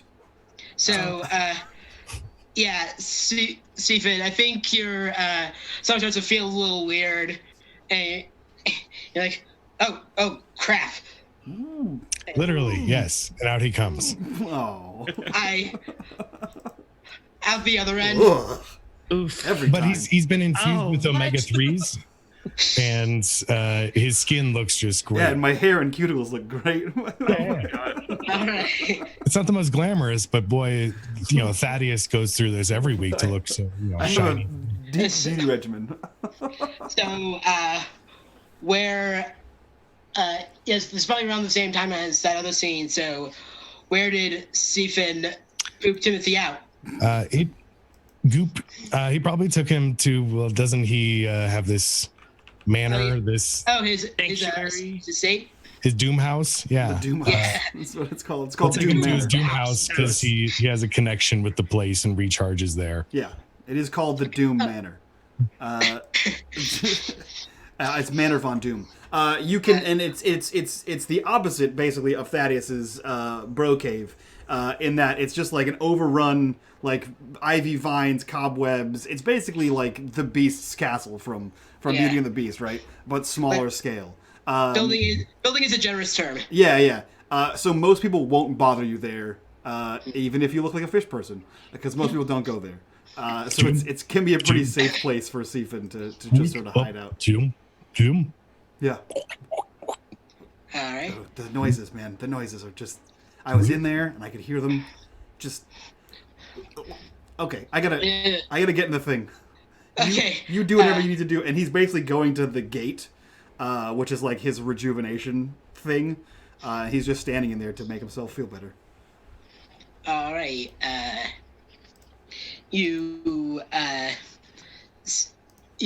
So are you like basically suffocating yourself against the gate? Like just kind of... Yeah, so like think like Stargate, right? Except with no like gooey center because he's had enough of those today.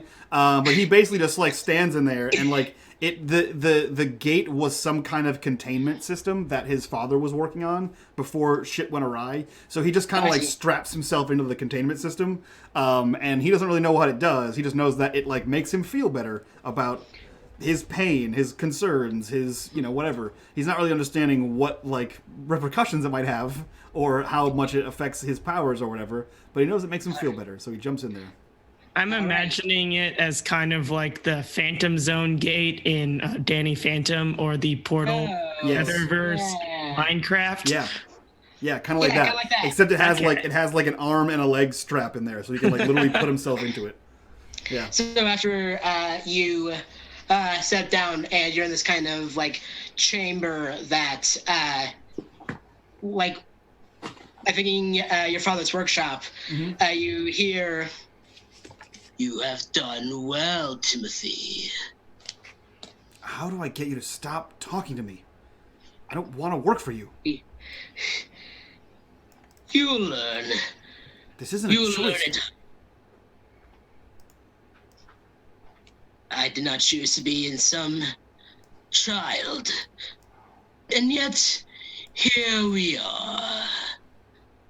And Siphon, you hear Timothy kind of talking to himself.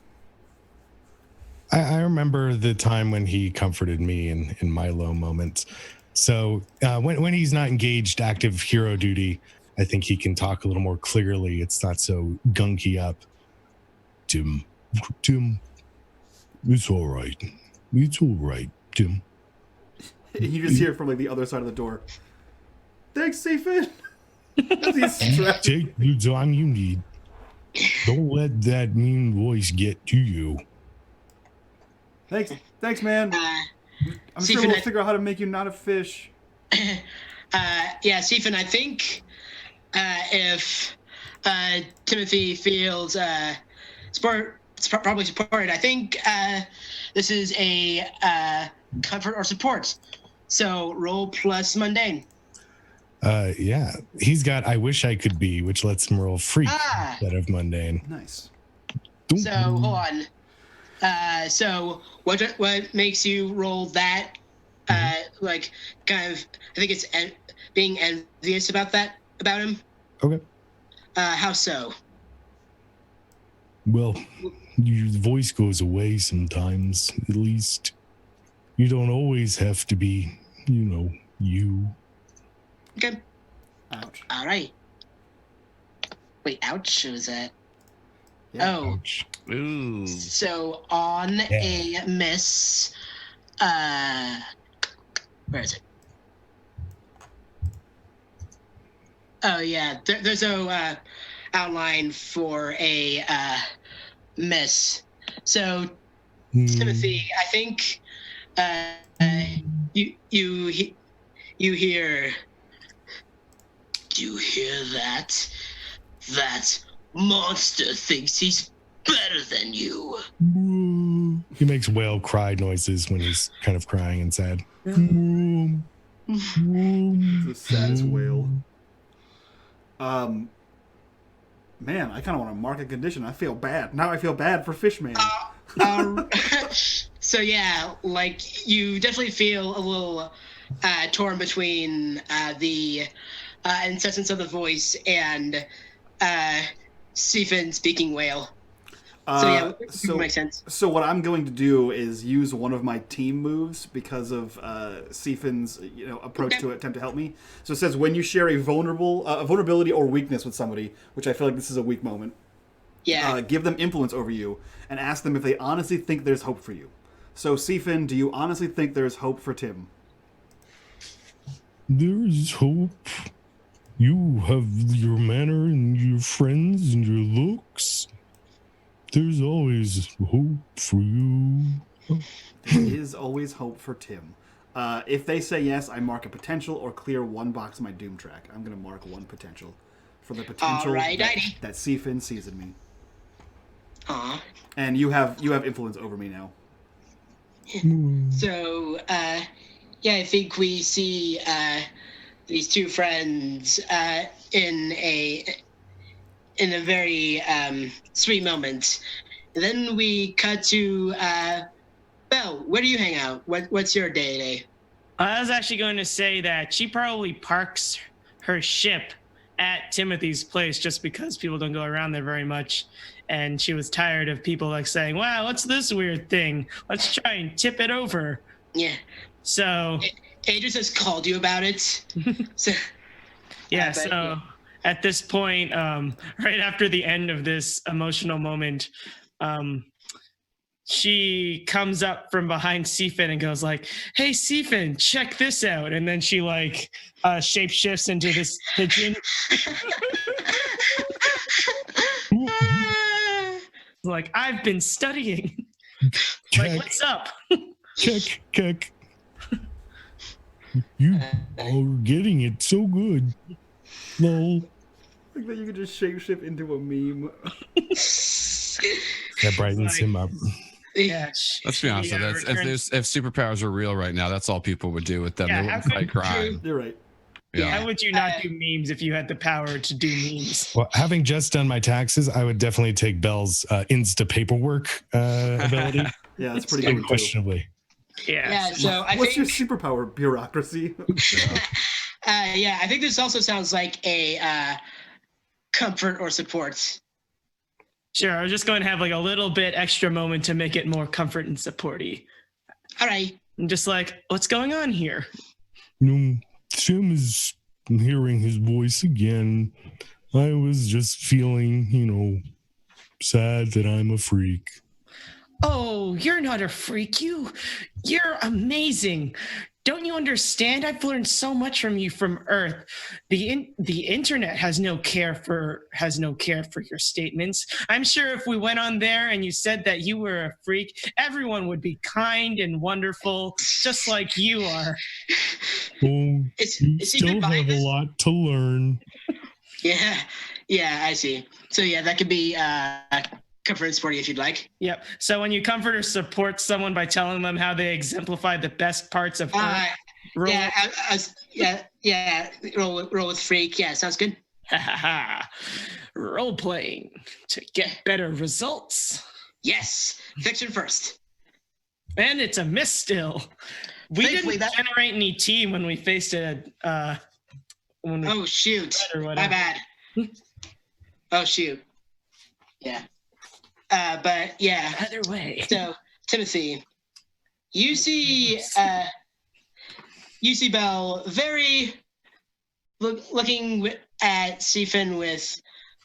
Hold on. Just remind me, because I'm a dummy. But so you would like to kiss Belle at least once. That was the relationship you established. That is true. All right. So she seems to look at this fish with a lot of admiration. You getting jelly of the fish? God damn it, Andrew. I mean, that's what the voices imply, though not as humorously. Okay. The voice has a joke. Yeah, clearly he's kind of an ass. Yeah, I mean, I'm conflicted, right? Because like I want to give the smooches, but also that's my friend Fishman, right? So I am conflicted. Like I don't think that Sifin would do that, but also it is an awkward situation. Yeah. Okay. Let's jump back to Thad and saying, you know, I'm sorry. Yeah, after that like huge punch, Kevin's kind of stepped away, kind of rolling his shoulders. You know, Uncle Thaddeus, he doesn't like you hanging out with those freaking weirdos. Yeah, and I look at Kevin and I just tell him, like, they're not, for the last time, Kevin, they're not weirdos, they're people and they're my friends. And like I you know, just because you're stronger than me and you're still mad that I got the strong arm title, like, doesn't mean that you can talk down to people like that. So you kind of want Kevin to back off, correct? Yeah. Roll to provoke someone. That's plus superior. Plus superior. And okay, yeah, I do not have any. Boom, Nice. full hit. So in that case, I think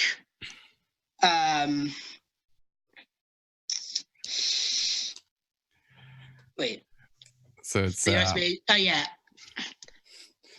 Oh yeah, Well, so on pretty much on this, yeah, it's just like they rise to the bait and they do what I want. I don't have to choose any options. I think I just I get him to shut his mouth. All right. So yeah, Kevin shuts up. I picture that there was like some sort of like TV on a little like corner stand from the ceiling. Mm-hmm. You see, it's kind of in front of just some background noise. But if you hear breaking news, and let me just.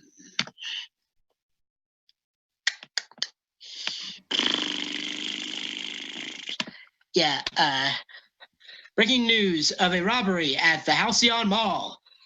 And it shows some footage of a lot of people running away from a mall that actually your father tried to get you to, like that very same mall Kevin's mentioned.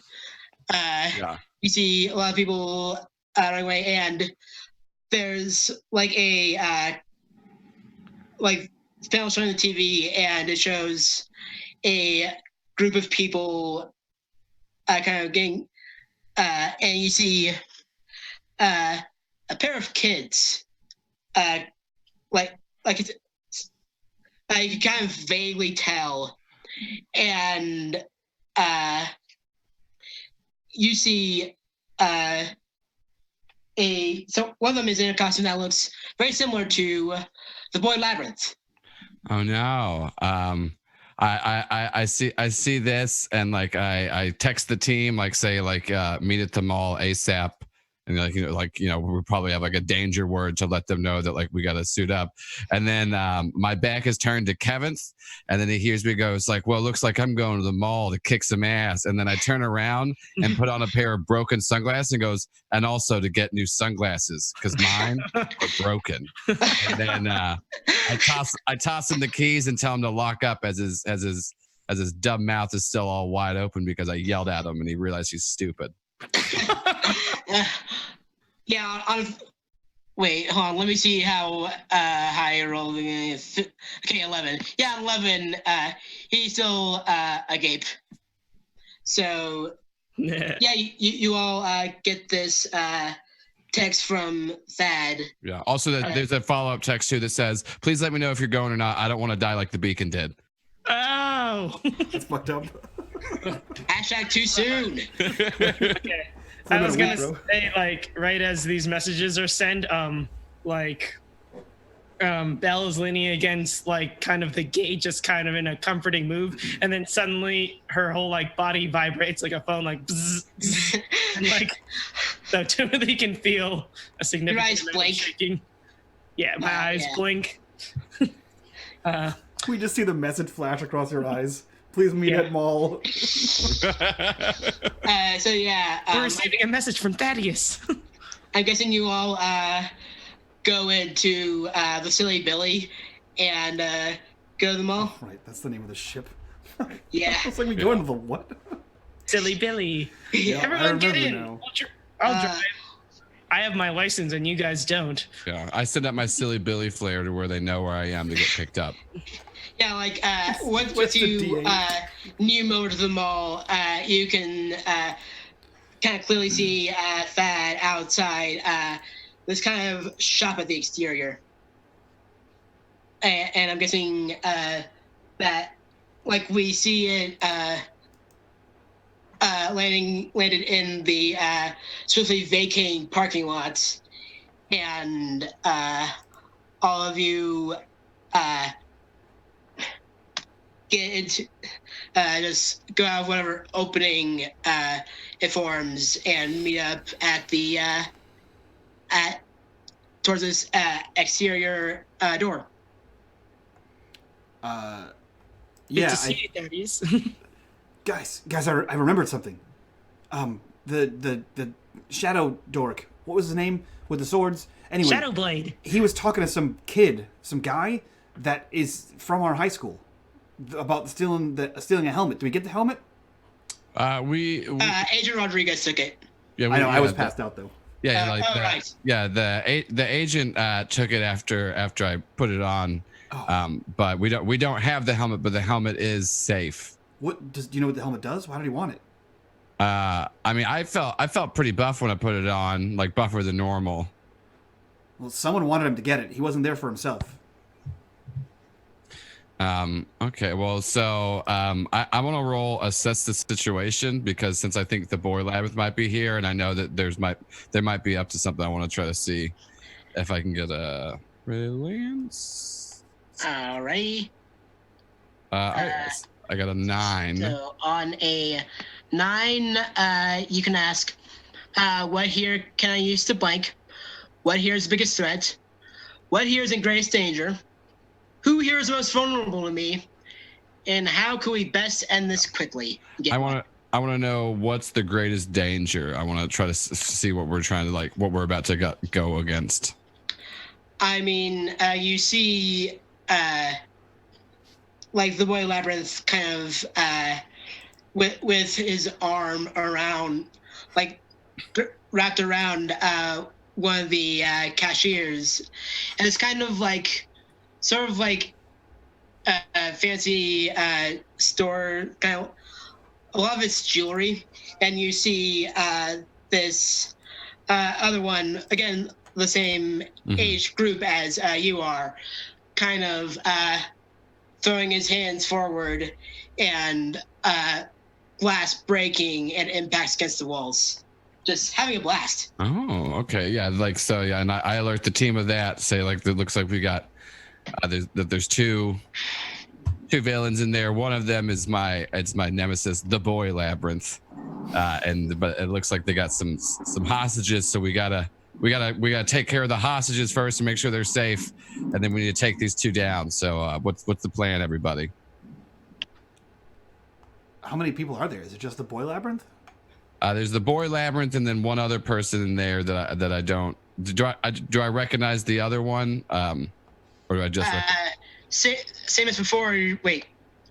Yeah, same as before. I'm gonna need you to try again to roll with superior, and I think any of you are capable of recognizing him. Yeah, Yeah, I got a right. 11. So that is base drop with some implants, like some kind of gauntlets that he made himself. He kind of like formed these sonic blasts, which he seems to be using to just mess around with the place. All right, cool. So I alert everyone. I'm like, actually, and like, cause I peek back to get a better look, and I'm like, oh, okay. So this bass drop, you got to watch out. He can make supersonic waves and blasts. And so not only can they knock you back, they can also, they can take out your hearing. So this is definitely gonna be a little tricky, because one of them has stretchy arm powers, and the other one has supersonic blast. Well, since he is your nemesis, do you want to take on the boy labyrinth alone? I could cause a distraction and call out the boy labyrinth and hopefully give y'all enough time to evacuate the hostages, so we can, whenever we have this fight, hopefully not endanger anybody. What if Siphon bubbles him? Oh, yeah. That way his sound waves can't do anything. Yeah, maybe. Yeah, so I can call out boy labyrinth. Siphon, you can try to bubble Bass Drop's hands, and then Silicon and Fate, you two can try to get out the hostages to safety. Yeah, that works for me. Sure. All right, and I believe this is you going into battle against a dangerous foe as a team. So first off, there is 2 teams to the pool. Is Thaddeus leading? Yes. Yes.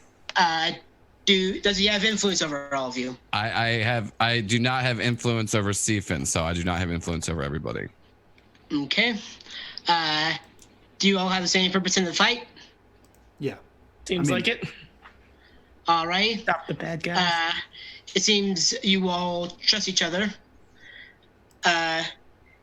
And do you feel ill-prepared or off-balance? No, I feel pretty good because I know the 2 villains I'm going against.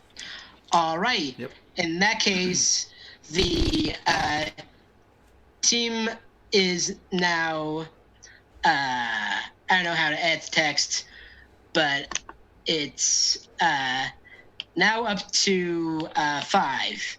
All right. So what does that do for us?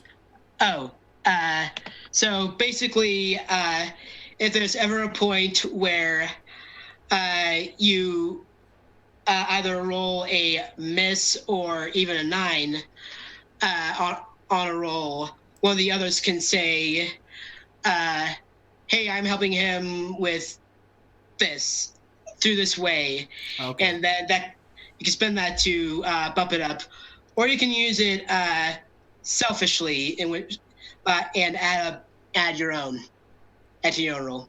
Okay. But at a cost. Yeah.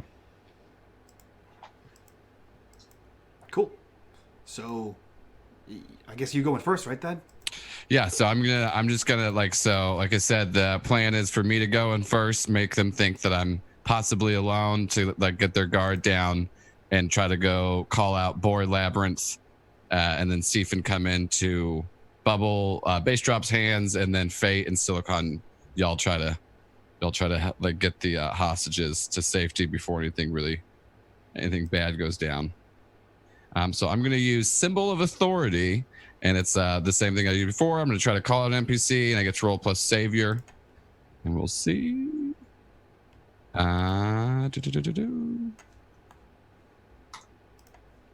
yeah! All right, full hit. So let me pull this up real quick.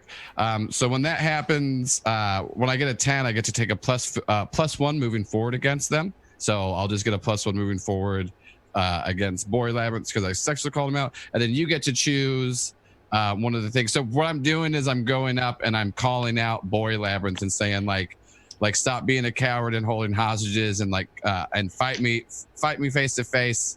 And then so you get to choose, do what you say, get out of their way, attack at a disadvantage, or they freeze. So you told him to face you? Yeah, I told him to like drop the hostages and face me. Yeah. So we see Boy Labyrinth's arm unfurl around the cashier, and just goes, well. Typical strong arm. Going alone, no friends.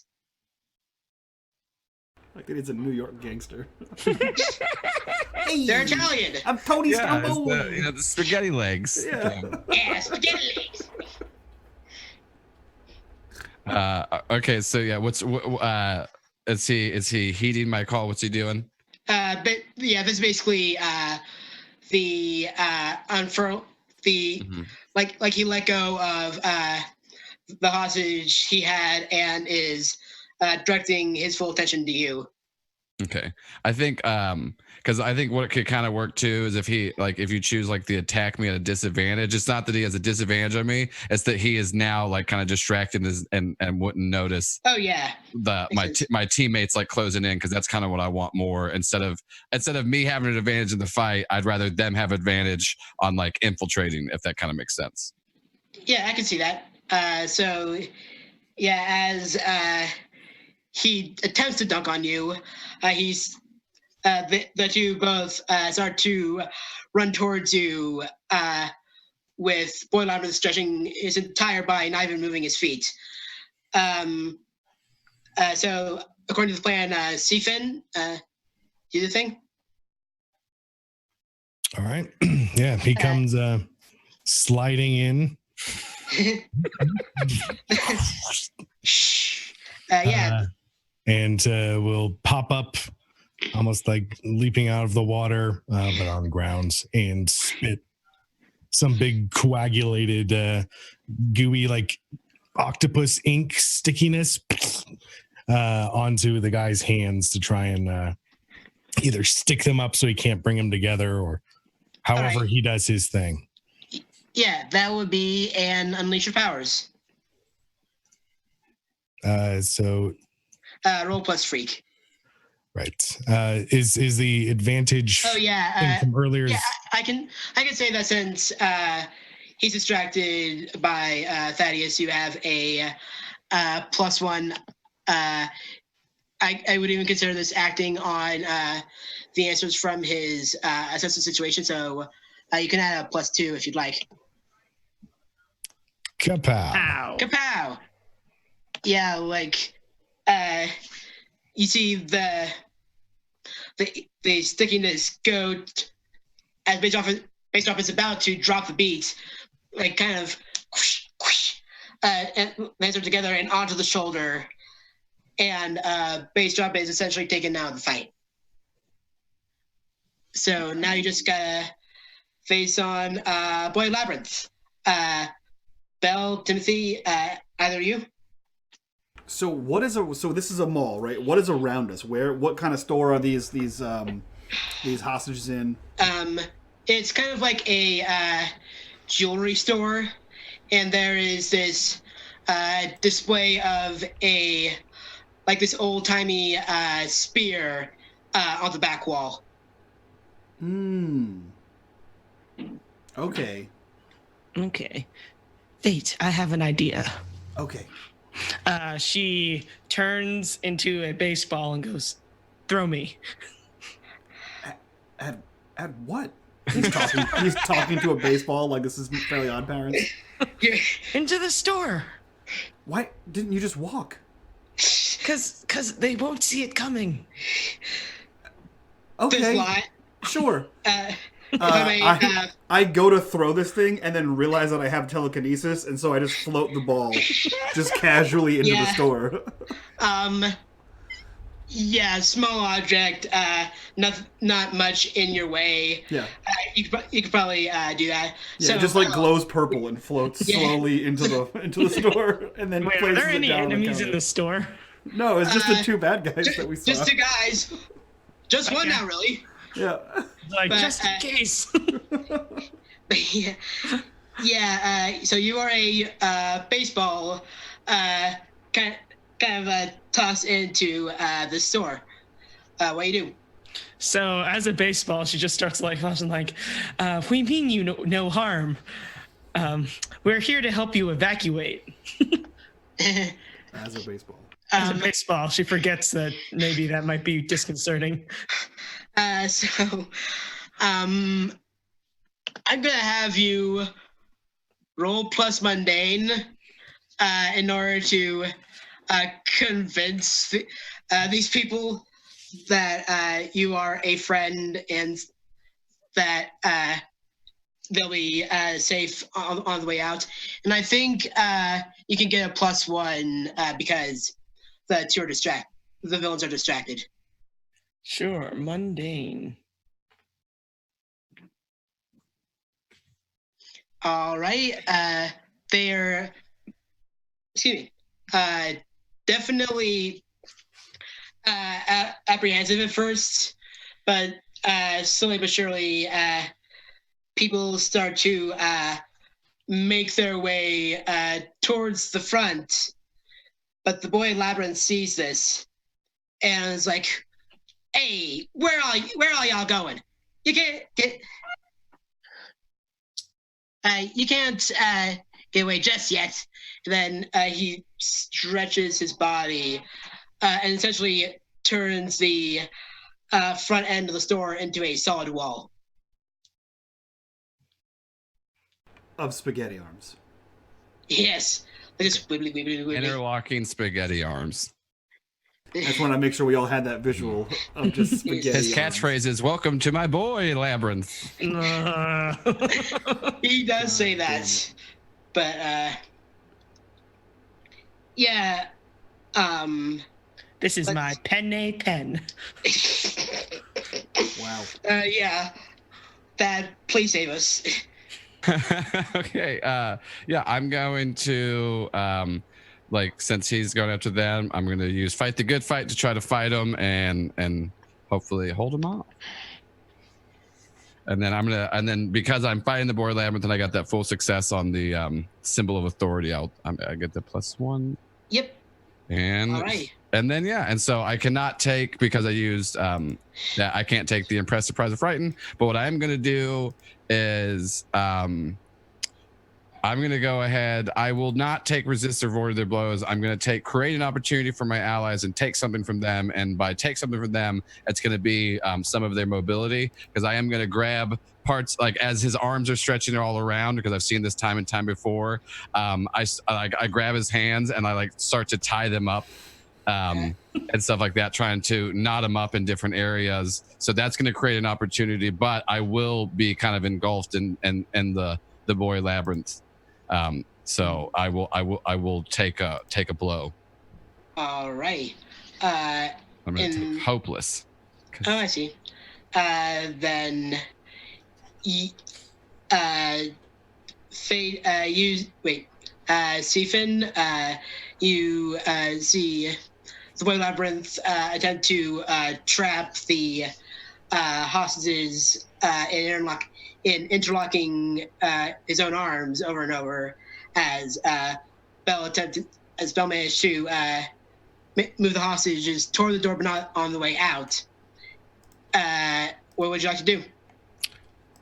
Well, we all know that when you put pasta in a pot, you also smartly add oil to the cooking process to make sure that the noodles don't stick together. That's true. I think he will conjure up, get himself all gooey again, and then go and, kind of lubricate the situation.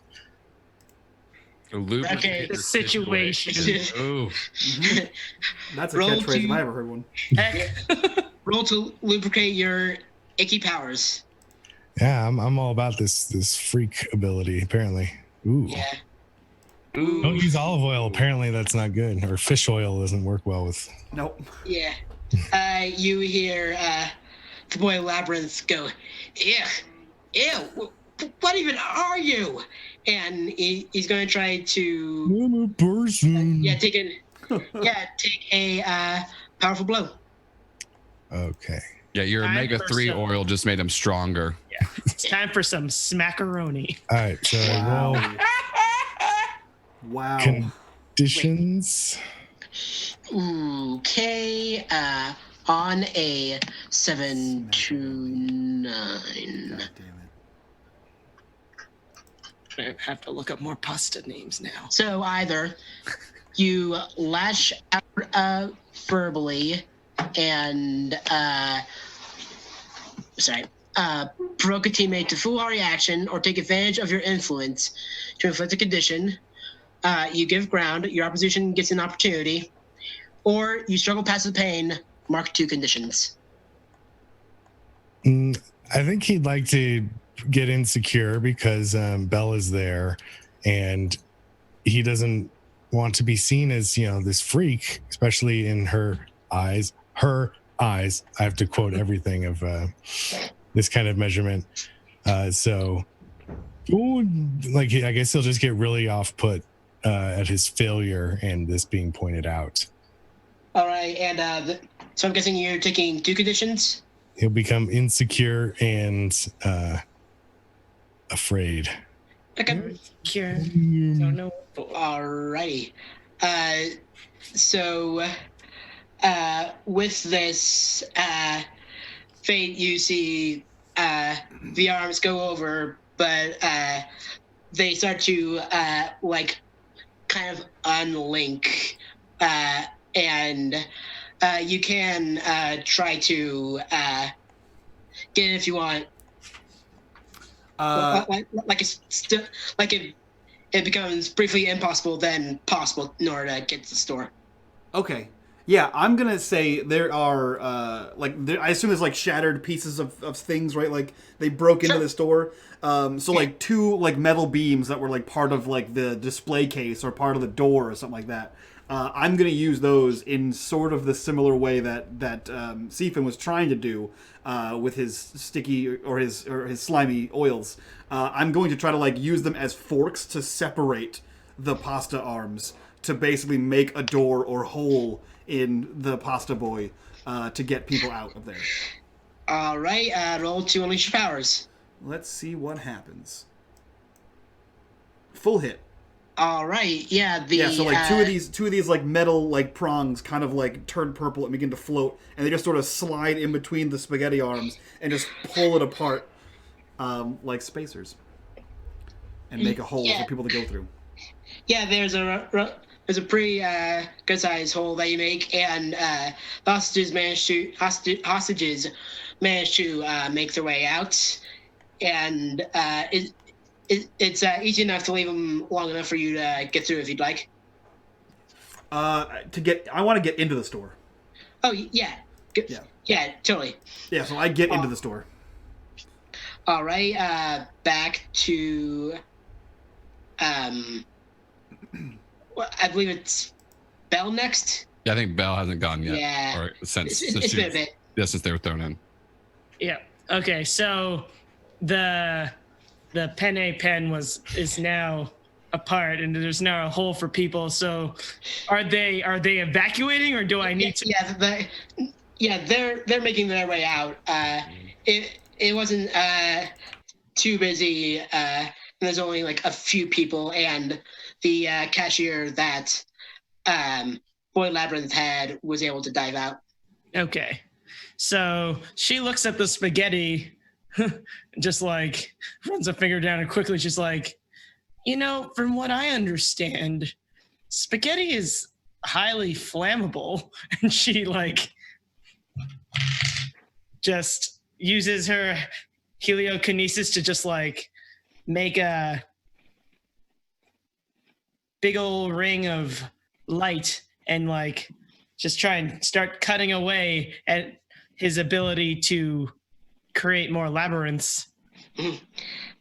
Yeah, like... And we're going to say for the kids that he doesn't feel the pain of cutting his spaghetti arms. Yeah, that seems like a directly engage. Oh, good. I have so much danger.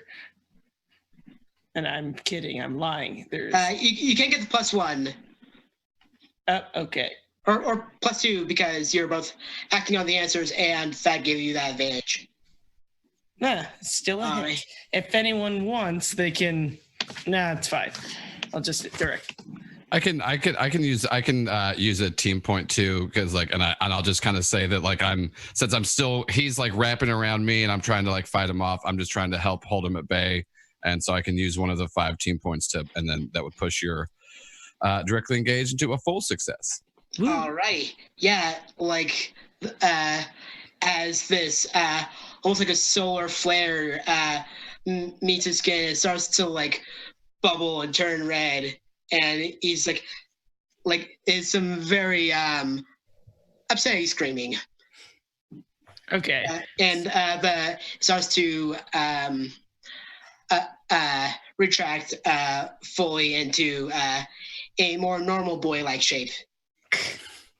So I guess from that, I'll impress, surprise, or frighten him, aka frighten him. And then I'll resist or avoid their blows. All right, makes sense. He's more boy than Labyrinth now.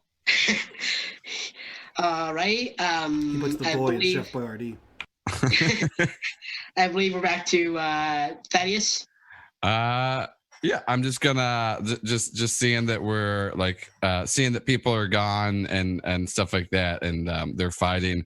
I scream I scream out like to the rest of the team, like find what he's going for. I got him, and I'm gonna just continue. I want to continue to try to fight him and hold him off, while hopefully they can figure it out.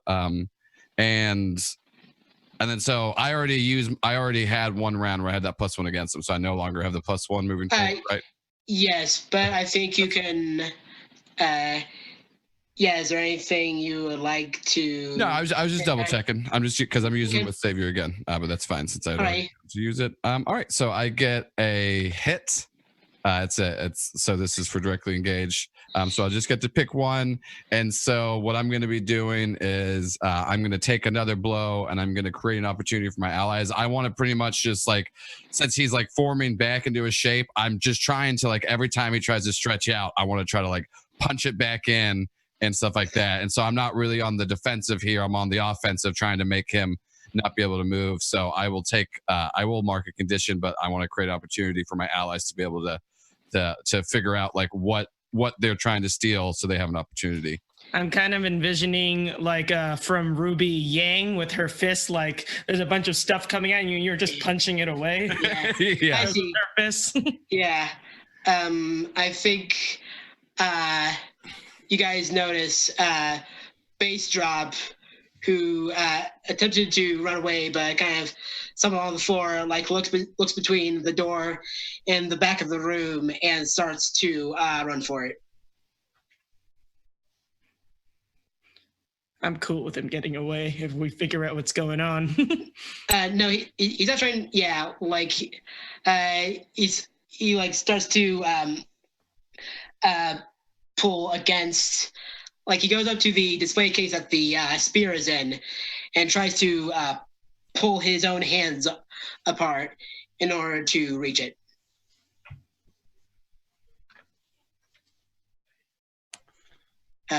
So Siphon, right? Yeah. Yeah.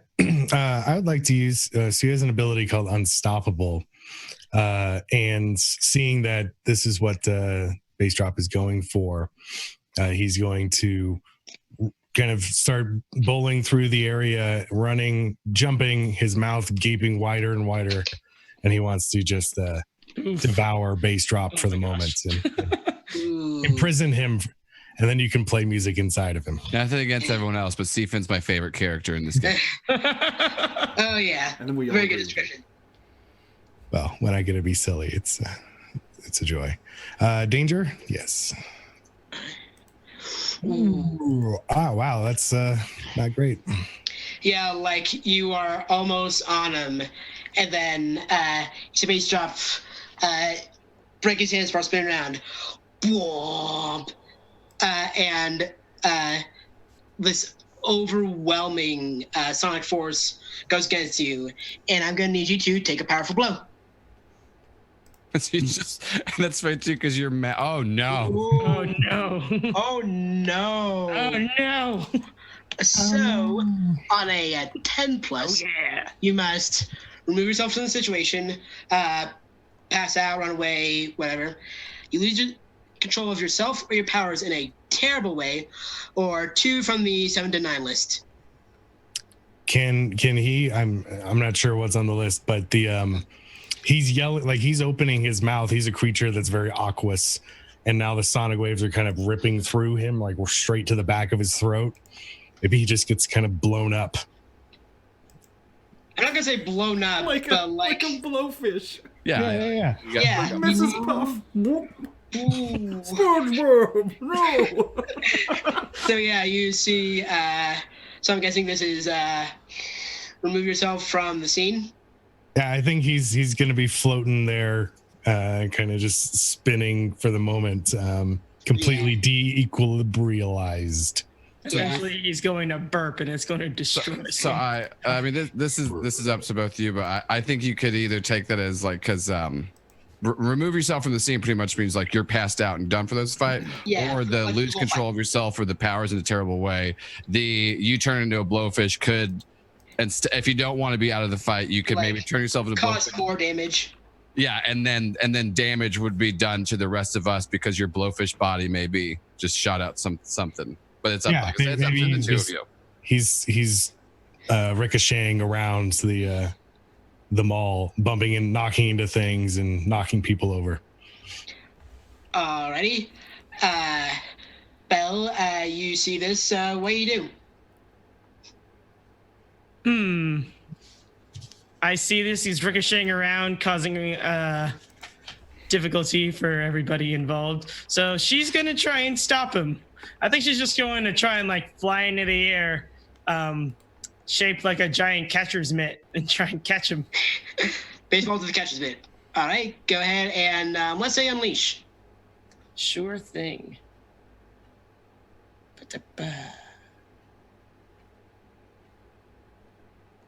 Okay, so you can either mark a condition or it's unstable or temporary. I don't know how it could be unstable or temporary, so I'm just going to mark a condition. Okay. So, yeah, we see it almost goes into another panel where Belle has this huge glove and Seafin skids to a halt. Timothy, what do you want to do? Is this guy in the store with us? Yeah, they're both still in the store. Boy Labyrinth is kind of in the middle, duking it out with that, and Bass Drop just dropped the beat on Seafin and is now going for this spear. Okay. Yeah, I want... Man, I don't even know here. Just flop the spear out of Yeah, that's what I'm going to... I think I might, right? Is this we? It looks like we're losing this fight, right? I'm gonna mentally throw the spear at Bass Drop. Okay, that sounds like a directly engage, as he may have the chance to retaliate. Sure. Okay, so danger. Danger, yeah. Let's see what happens here. Nope, not good. Ooh. Okay. Well, someone can help with that. Yeah, I'm not a strong boy. I'm a mental boy. Yeah. I just have powers. So, yeah. Let's see. How about, well, okay, depends on how it happens, but I think I have an idea on how it can help. I mean, my intent was to use my mental powers to grab it off the wall and throw it at him with my mind. But how it actually happens, I guess I miss, right? So that's kind of up to the GM. Well, I was going to say I can use a team by just like, it's a spear, so there's a little bit of metal on it. So she's going to just kind of redirect the light on it to bounce off it and hit Bass Drop in the eye just a little bit to throw him off balance. Yeah, a teeny bit more for you. All right. In that case, you can choose one of the following. Wait, would this be take something from them or impress, surprise, or frighten?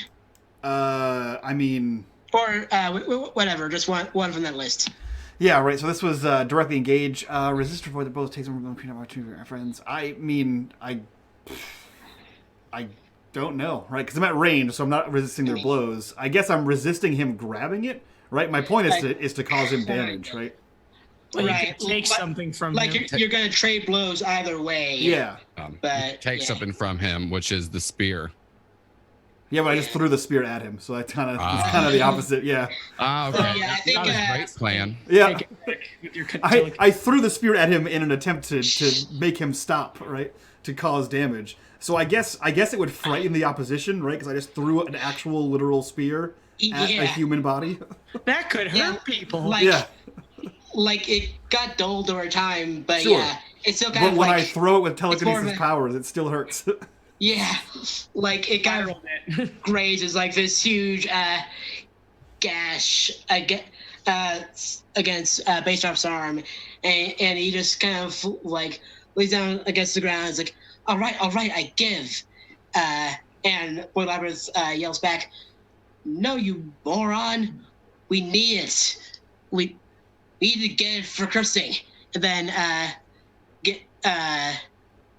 then we are back to Thad.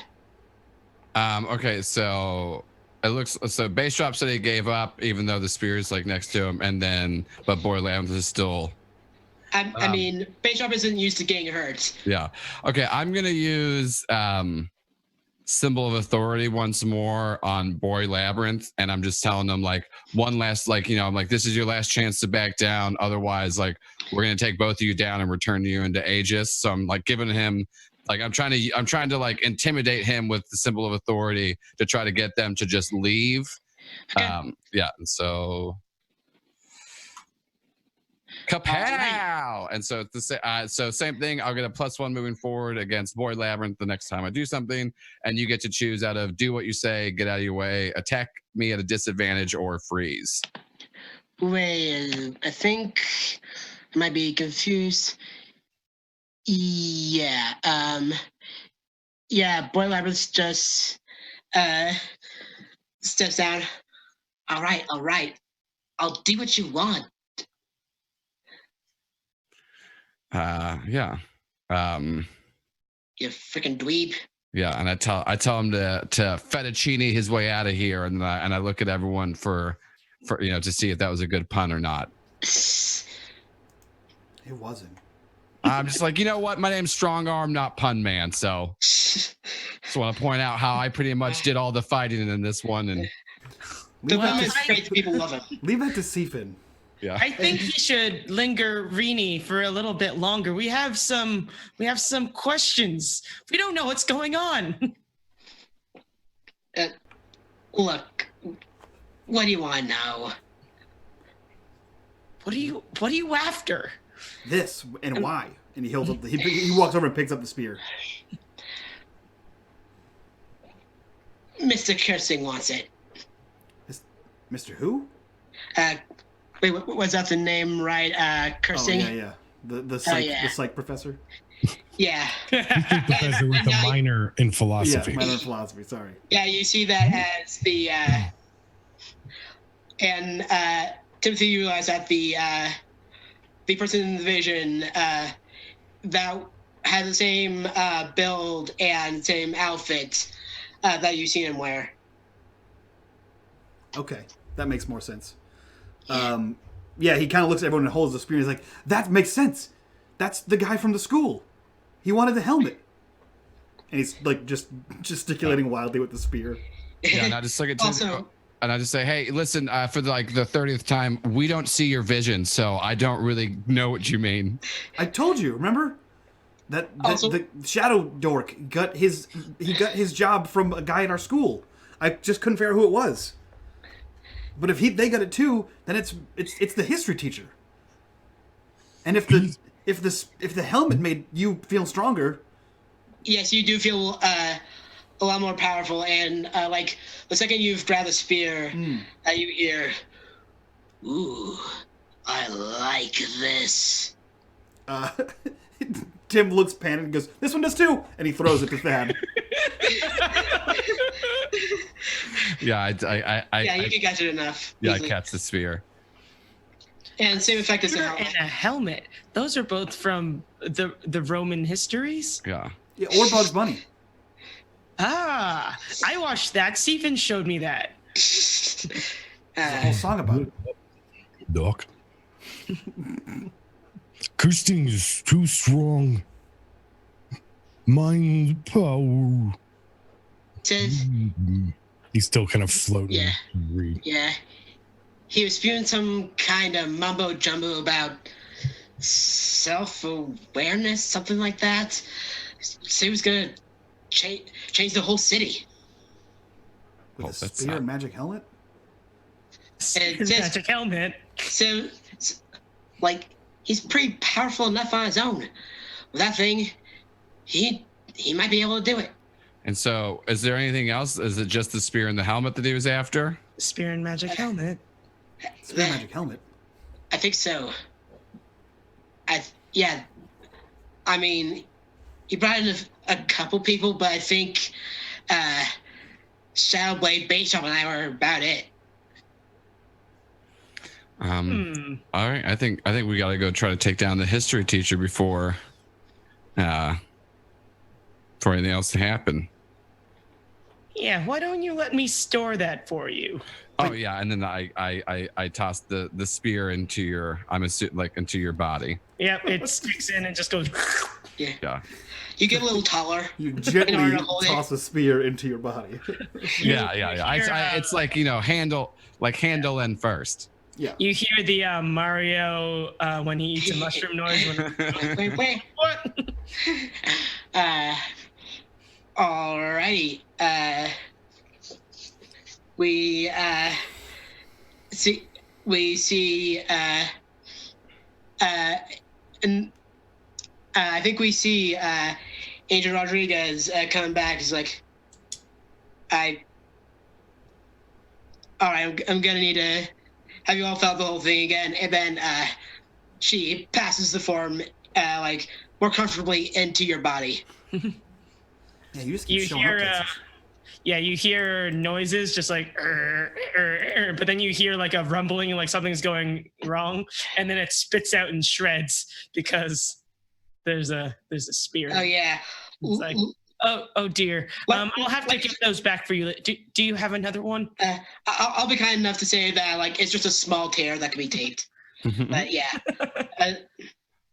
look, and like kind of skims through the statements, cursing.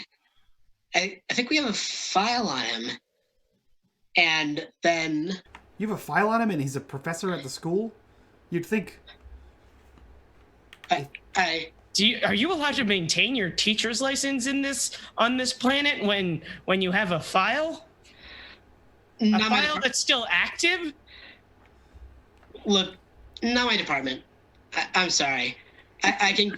You said you read the file. Yeah, like I've seen the name in passing. Look, if you're angry with me, take it out with McCallum. He's the guy that handled his case. Then, like, hands you a business card of Agent Glenn McCallan. We don't have time for that. We have to go beat up our teacher. I'm beginning to become disillusioned to the organization of your bureaucracy. Yeah, it's bureaucracy is not really great. You know, it's don't give up faith in the bureaucracy. Listen, we're the reason that you can even do whatever the heck it is you want to do. Like, she censors herself. You don't need to talk to me like this. And she's trying to shift your mundane up and your superior down. Mine? Is that just for Bell? Bell. Okay. Yeah, like that was directed towards Bell. I will reject that. Okie doke. Make your roll. Da, da, da, da. Miss. Ooh. Yeah, like she invoked like mentioning your research, which means a fair bit to you. So on a miss, yeah, the shift just happens. And I take a condition. Huh. Thank you for knowing the rules. So I think, yeah. I think we're done here with the scene, yeah? Wait, what? She is angry. Yeah, angry. But, yeah. What a type of pasta. The guy, yeah, I think, I was gonna say but I don't think we're done here. Look, I think I can help you stop this guy, but you're gonna have to owe us one. Oh, you won. We literally are the ones that got all the stuff. Yeah, we're just gonna not stop him. All right. I think, Timothy, I'm going to need you to roll to provoke her, and I think Thad can give you a +1. Sure. What am I rolling? Superior. Superior. Good. My -1. Well, you get a +1 from me, so. Perfect. 0 down. Oh, 0 now. Hit. All right. So provoke somebody on a 7 or 9. They stumble. I take a +1 forward against them. They err. You gain a critical opportunity. They overreact. You gain influence over them. I'm gonna say that they overreact, right? Yeah, like I was about to say, like, she looks kind of impressed with how determined y'all seem. No, it's just my shitty teenage rebellion. Like, you're Yeah. gonna owe me a favor if we help you. Then fine, I'm just not gonna do it. I mean, Stop your own Fine. bad guy. You're not my fine. mom. Then I think we see Agent Rodriguez pull out like a tablet and just enter some stuff in. All right. I think we got his address. All right. And then she just relays you an address. So, yeah, I'm guessing you all take the Kirby Craft there? Yeah, still with his arms crossed, he goes, fine, give us like 30 minutes and you can clean up the mess. Well, I can't go. I can't see him again. He turned me into this. Wait, I thought it was a story you made up.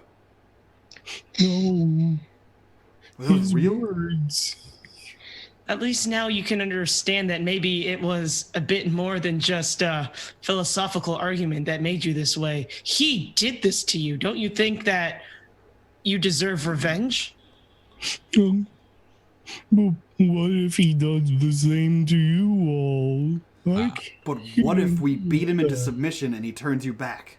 Yeah, I want to do, since we just had a successful fight, I'm going to do a team move, and I'm going to share. I'm going to use share vulnerability or weakness with someone. Tell them a secret about your legacy, and I'm going to do that to like see Finn and just tell him like, hey, listen, like my whole thing, like I get my powers because I wear this suit, and everyone that's like worn this before me is honestly they're kind of assholes. And it's scary that every time I go out there, that like the only thing backing me is a group of people that I despise. But I'm here trying to like fight against what people think of me. And just because this person turns you into a literal fish monster doesn't mean that you should let them let them stop you from being the hero that you truly are. And I'm scared every time I go out there and fight because honestly, all of you terrify me, not in like a rude way, but like. You could all kill me if you wanted to, but that doesn't stop me. So I'm trying to, and so that gives you influence over me, and I get to clear a condition. And you already have influence over me, so you can choose to shift my labels if you would like. I think you get a little more savior. Is that right? Yep, and what shifts down? Um, And Danger's already at -2, so. Yeah, actually, Savior's at max too. Savior's at max as well. So Yeah, so you're gonna pick 2 other comforter ones. support is mundane, so let's increase that. Right? okay, so Right. mundane up, and then do you want me to go superior or freak down? Probably, I guess freak makes sense. Yeah, they're kind of opposites. Okay. Mathematically. Great. And then I cleared angry, so now I had 3 conditions marked, but now I only have 2. Alrighty. Secure and hopeless. And I think if either, I think, let's say Timothy, you can roll to comfort or support. Sure. What is that? Mundane? Yep. 8.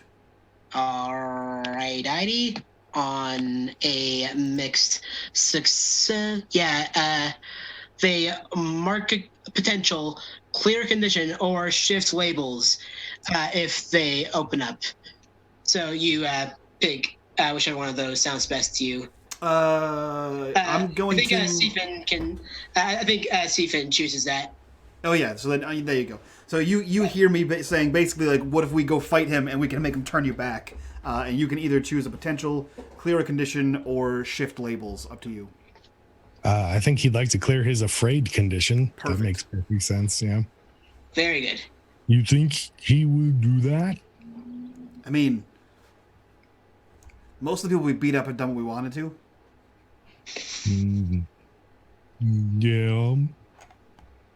He can't be that tough if 4 kids can take his ass. Y'all are assuming 4 kids could take him. Yeah. But yeah, I think you go into the Kirby Craft and with the address from Rodriguez, go to the house of Mr. Cursing. And I'm picturing something, I don't remember what this is called, but like just almost like ramshackle observatory tower on top of this apartment complex. Wait, no, never mind. He's on the roof. Okay. Yeah, like you see him on the roof of the apartment complex. He's like wearing, so he's like late 20s, tweed jacket with the shoulder patches, over like some like a Jurassic Park T-shirt and some old jeans, with a with like a very thick mustache. Thaddeus. So I feel like this is the moment where like you say something really cool. here's the speaker. And I look very nervous at this. Pulls it out of a microphone out of her chest. Yeah, and I'm just like, I failed history class. And now we're here to kick your ass. Oh, yeah, that's the chance. We high five. Whoever has I think, yeah, he turns your attention to you. Well, if you think you can stop me, come and get me. Change me back. Yeah. And that. And I don't think your class is very good. I don't think I learned very much. Seafin's taught me way more about the Earth and its history than you. The internet exists now. Yep. Okay, but Bell definitely. Okay, what do you want him to do? Wait, change it back. So, I'm gonna say provoke with a -2. Ooh. Provoke with a -2. That's not good. Fighting with all of you before we die. Oh dear. Oh dear. Oh dear, indeed. Oh, it literally says that. Yeah, I love this roll 20, but you all feel this like sharp pain in your mind. I need everyone else to take a powerful. I need Bell to take a powerful blow. This is bad considering I have 2 conditions.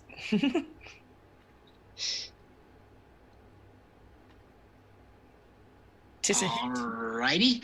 In that case, you provoke a teammate into foolhardy action or take advantage of your influence to inflict a condition.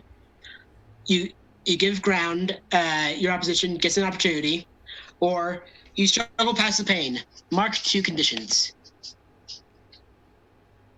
Okay, so I'm going to give ground because I'm the one flying the ship. So I'm going to say this phases me like a good bit, and people start, and the 3 of you just land on the roof because you fall out of the ship. Okay. Yeah, you all just like wham down onto the ship. Well, it seems that folks weren't as good of students as I thought. You, Santiago, of all people, you by now should have definitely learned your lesson. And he's going to try to invoke your, try to make your superior go down and your freak up. And that's for who? Seafin. All right, so I'll change that. Freak up, superior down. All right. Oh, you messed me up because Santiago is my character's name, but Amy Santiago is. Yeah. Okay, now I know. Yeah. All right. Yeah, I didn't catch that. Sorry, but Boo. you see him turn back to where he was facing on the roof. Now, my associates may have failed me, but now I can make them all see their ways. You've all seen the state of the world. You can barely take a minute on Twitter without having everything you believe bombarded down upon you. Now I will make them all see. I will bring it all. I will make it all right. And then I said, he brings like this strange orb out of his pockets. Now, at least I have a backup plan. They like crushes it, and this energy pulses through his body, and he begins to glow with this pale green light. Ooh. I'm gonna scream like I'm tired of your revisionist history books anyways, as I run forward to directly engage. All right. Roll with I'm gonna do with whichever you do. Yeah, I'm gonna do fight the good fight again, so I'll be pulling my punches, but still. Okay. All right. I'm gonna. I will. Because he crushed the orb already, so I can't take that from him. I'm just going to create an opportunity for my allies. So I will, since it's a mixed success, I will take. Let's go ahead. Let's take Mark Angry. And as I'm just like running in and starting to just like fight him and trying to just hold his attention on me to create an opportunity for my allies and just tell them like, and just scream like, we got to take him down. All right. Who's next? Tim looks to, or Fate looks to Seafin and says, "Man, he's trying to delete the internet. This is like literally what you're made for." And I'm going to try to encourage Seafin. All right. That sounds like come for support. Yeah. So that is mundane. Yep. I am still angry, so I believe I have a -2 to that. Does it roll automatically? Yeah, I believe it calculates it in automatically. So cool. yeah. 7. All right. So on a hit, 7, on a hit, you can mark potential, clear a condition, or shift your labels. And that's for Seafin's choice. That is for Seafin's choice. Yeah. Yep. You are an internet troll, and he's trying to delete your home. This is literally your job. I mean, protect your bridge. Yeah, go shitpost him. Like you're trying to stop people from being the trolls. Yeah. Well, as a player, I would love if the internet went away. I will be honest, but but what Seafin wants. Seafin wants. No, all my friends are there, and I'm tired of being a freak. But at least this freak will show you. The freaks fight back. And he's going to, well, let's see. I don't know. I'm not sure how dramatic it can get. But if Tim is assisting him, he's going to just start getting bigger and bigger and bigger, like a blue whale size. And maybe Tim can lift him up above the history teacher. And he's just going to like get as fat and gooey as possible and splat down on top of him. Hopefully Thaddeus jumps out of the way. Gross. All right. In that case, you can directly engage. And then you'll get an additional +1. Right. So. Or if you want to do Unstoppable, I believe this may work. Yeah, Unstoppable is danger. Yeah, let's do it. All right. Full hit. Nice. So what's that? Which one did you use? Unstoppable, I guess. Yeah, just that's scenery, but yeah, I think that might work. Okay. where done. Just need to see what I gotta do with On that. a hit, the world breaks before you, and you get what you want. All right, Heidi. Yeah, like Thaddeus, you're able to dive out of the way as Seafin's great mass slams down and begins to break the roof. You start to hear screams from the upper floors as people start to run down. Oh no. And so, Belle, what do you do? I'm going to need to protect these people. So I'm going to use my ship to basically, like, it has shape-shifting abilities. So it's going to kind of like stick itself in the building and kind of make a support to get everyone to the ground safely before then. So she's got to be support. All right. Yeah, defend. Defend. And when I use my ship to defend, I can roll superior. Excellent.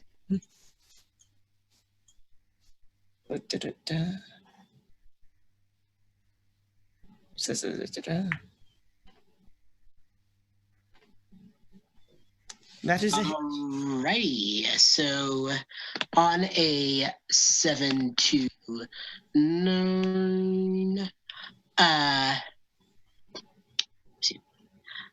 you can either add into the pool, taking it back to 5, take influence over someone you protect, or clear a condition. I will clear a condition. And it says on a 7 to 9, it costs you expose yourself to danger or escalate the situation. You know what's always more fun? Escalating the situation. So how so? How does the situation escalate? So she managed to like stop the rumbling in time for everyone to get down, but it did cause more structural damage because she kind of like stuck the supports into the floor and ceiling so that once she it got even more so. And everyone on top feels the rumbling of the building as it starts to as the roof starts to kind of cave in a little bit, and will eventually cave in should things go on for too long. Yeah. Alrighty. I think Cursing is kind of I think he manages to like crawl out from under Seafin, and he looks a little shaking like off his feet, but you can tell he's just getting started. And you can start to see him pulse a little further, and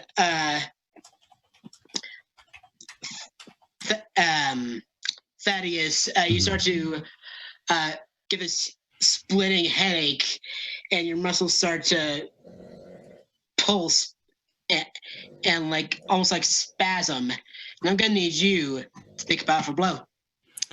Okay, and I have 3 conditions, so that's gonna help me out. Yes. Yes. Mark that potential. Oh, nice. And then and so like I start to feel like the spasm and stuff like that. But then once I hear like the screams of all like the people in the building below that are like in danger, and then like just like, and since we're on the top of a building, I see the cityscape of Halcyon City, and I want to like save it. Like I just kind of like just will myself to push through to be able to fight back. And then if I can, I want to just go and just try to beat him up.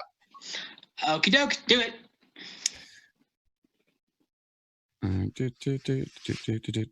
All right, and then it's a mixed success, so I'm gonna do the same thing. I'm gonna fight him, and I'll take his blows, and I'll just create another opportunity for my allies on him, so they can try to take him down. And I am at my 4th condition. But Thaddeus is he's definitely gonna put himself in the line of danger, so everyone else can get an opportunity on him as I just like start to just run up and I'm just wailing on him. I think you need to mark that condition. For sure. You can do mechanically. Huh? Unless well, because it's moves so. Yeah, because it's because like I went to directly engage a threat and got a mixed success, and so that's why instead of resisting their blows, I was doing the create an opportunity since it was like just a trade. Since Hold on, directly engage is like let me trade. just double check. Because like I got the Oh, I failed on take a powerful blow, which meant I didn't have to do anything, and then right. this was because Like- I'm directly engaging a threat and I got a mixed. Yeah, but it doesn't say you have to mark a condition if you get a 7 to 9 on directly engage. So anytime you directly engage, you're swapping blows. So unless you actually pick the resist one, that's whenever you will like. So you always pretty much get a condition while directly engaging a threat, unless you pick resist or avoid their blows. Okay. Yeah. If you say so. But Faye, you see Thaddeus get a really good hit on cursing. What do you do? Timothy, yeah. Are you? I think you're Unmuted muted. gaming. I am muted. See that? That's what happens. Pro streamer. So Siphon is still on top of this guy, or he escaped from Siphon, and now he's climbed out, attacked Thad, then Thad is hitting back. okay. Cool. Also, where- Bell's kind of towards the side in the Kirby craft, trying to hold it up for a little longer. And where he crushed this orb, and it like his arms glowing. Kind of like it's kind of spread to his whole body. Okay, shit. All right, cool. He got the smash ball. Yeah, I see that. Oh no! Don't press B. Don't let him press B. Man, you know, the roof's all shattered, right? That's what because the ship crashed into it. Yeah, like there's a lot of structural damage, but Bell is mitigating that. Okay, so I'm gonna try to take advantage of some of like the shattered like tiles and rooftop, and I'm gonna lift one of the stones underneath him and telekinesis his ass off the roof. Ooh. Alrighty. And then roll to unleash. And then you get a +1 because I created an opportunity. Fantastic. We keep destroying buildings. Full Are we hit. the bad guys? I throw him off the building. You throw him off the building. Yeah, I show no mercy and mark a track on my doom track and throw him off the building. Alrighty. You kind of see him sort of. He follows a good couple stories, but he starts to like manages to stop himself, kind of like shakily floats up to meet you. Shit, he can fly? Now he can. Like this doesn't seem like something that he knows how to do very well. Yeah. So yeah. Okay. Well, if allowed, Belle's gonna try and ram him with her Kirby craft with the silly Billy. Please do. Let's That get is- silly. Directly engaging a threat. But since I'm using the Kirby craft, that means I can use Superior. There you go. Man, that's a good move. Mm-hmm. Jeez. I don't roll well. I think you're getting +1 from the Thad, and I think we've already established that like with how shaky his flying is, Faye could allow that team to be spent and give you a +1. Yeah, Bring it yeah. back I'll to three. spend a team. Cool. Yeah. Yeah. You just ram into him, and he just goes, "No, they will see," and his voice now starts to reverberate, like this kind of supernatural effect, and you actually kind of hear a much fainter version, Timothy, as like, they will all see.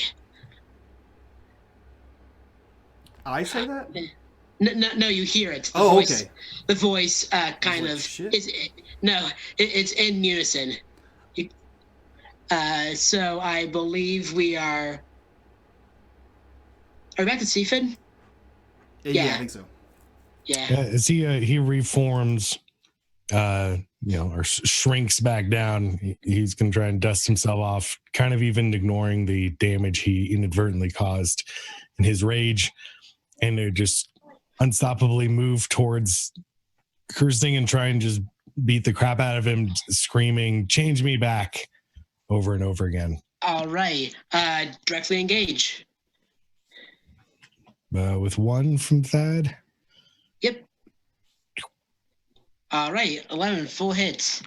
And as he starts to scream louder, no, no, no. And then like the power fades from his body. And Seafin, you look at your hands, and the scales begin to retract. And we see a panel of full scales, panel of half scales, and as it begins to go down his arm. And with all of his power drained, Elijah cursing falls limp but is able to like find some sort of handhold in the Kirby craft before he's fully out. Okay, so Bell uses the shape-shifting of the ship to basically hold him up and gesture at him like this and go, "Is this a threat?" Very good. So yeah, I think we cut to a panel of the group of you negotiating with Agent Rodriguez as emergency construction crews are already on the scene to repair the first couple stories of the building. And I think that is there anything that you all want to do in the scene of you standing around as a cart cursing away, and Seafin is like at this point halfway, like a fourth fish, 3/4 person. We're still on the. We're still on the roof.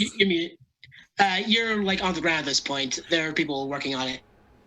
I want to like this is just a dumb thing. I just want to look to my left and all the commotion, and I want to see a street vendor that's selling sunglasses, and and sure enough, I take out the broken ones that I had on and throw them away and go buy a pair of new sunglasses, and I send a selfie to Kevin, and with the new sunglasses and the and like the stuff behind me and the villain getting carted away that just says it's just a real braggy thing. Yeah, just like yeah. Like you get a text back. Nice. Yeah. And all of you see one single tear come from under my sunglasses.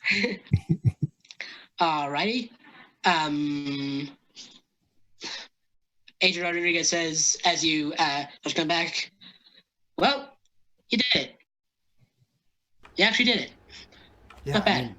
I mean, we did it 3 times. I don't understand I don't understand the surprise anymore. We're good. In fairness, you're 16. You don't know how old I am. She glows. Listen, I don't want to be that guy, but can like the spear and magic helmet? Can we give him to? I feel like we can't call you Seafin anymore. Can we give him to him? Roman? We will. That's negotiating. That's above my pay grade, but I'll see what I can do. Thanks. That's the least you can do. That. Yeah. As she walks around, Belle's just like, so, brunch? Brunch. We see a wide. We finally see like a page width panel of you at this little like cafe somewhere in the city, and I think that's where we'll stop. Can the last line after she says brunch, anything but seafood, please. All right. Yeah. All right. Let's do some. If you don't mind, Mike. Let's do some quick introductions.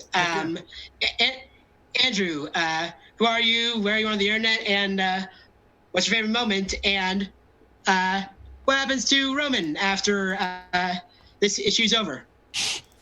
So hello, Unmade. It's been a year, I think, since I was on here. Yeah. And I do YouTube as well. Not really Twitch anymore, on Dawnforge Cast on YouTube. I had never played Masks before, so this was neat to learn and experience that, the system.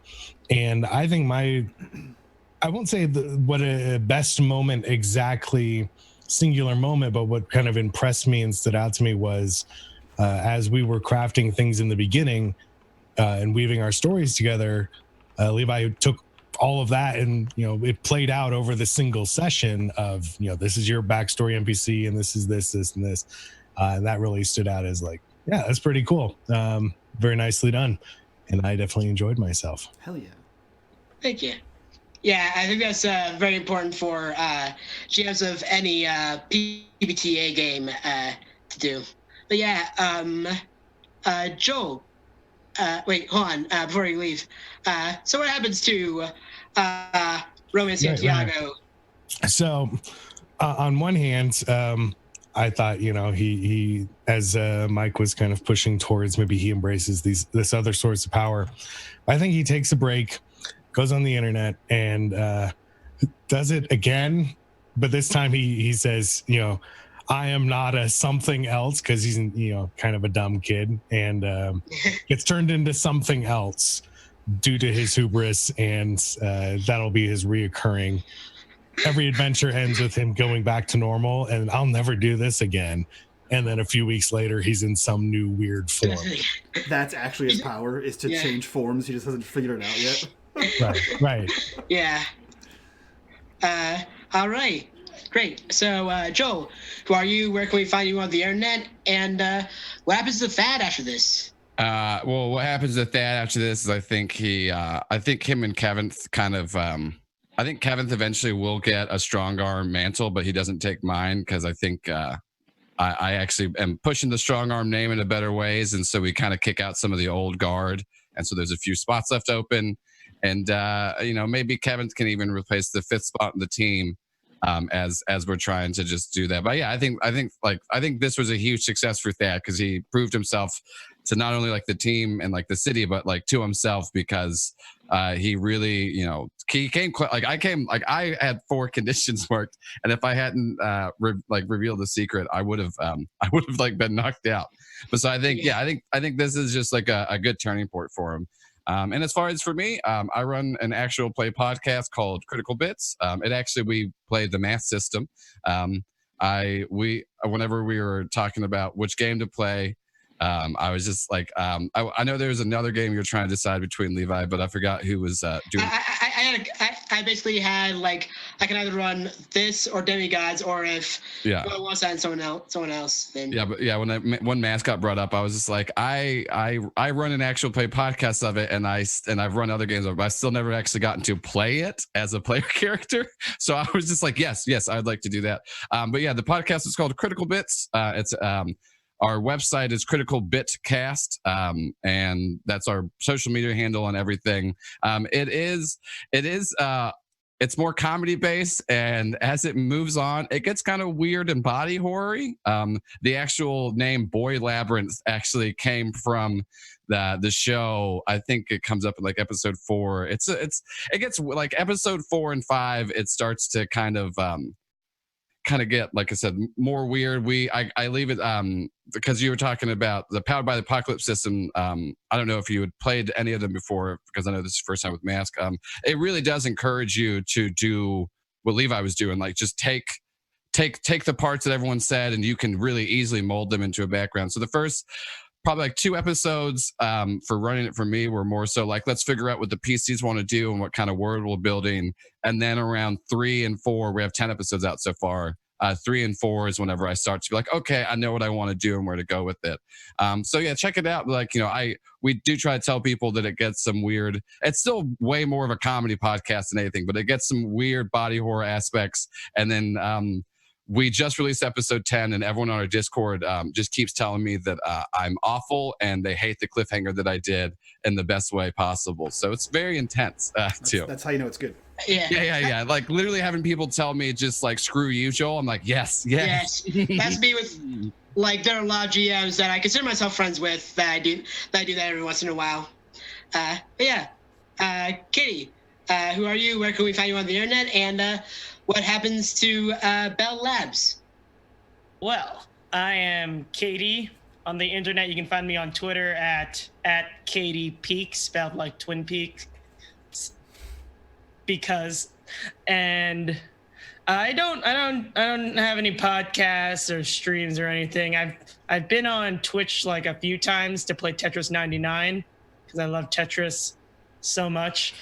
And what happens to Belle? She goes on to help build more libraries so that she can read more of the books. You can see a next one where she just is connected to a bunch of books.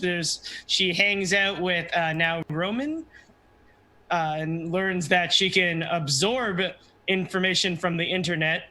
And there's like a screenshot of her memed the heck out and driving everyone in the party insane. Excellent. Before we bring you, if you mind, I'm going to bring it over to Mike last, but I'm Levi. I have been your GM for this afternoon.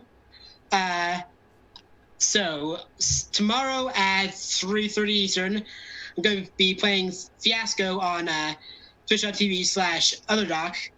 And Thursday, we return to the Fall of Faerun on Tales from the Grim, where it's a 5e meat grinder in the zombie apocalypse.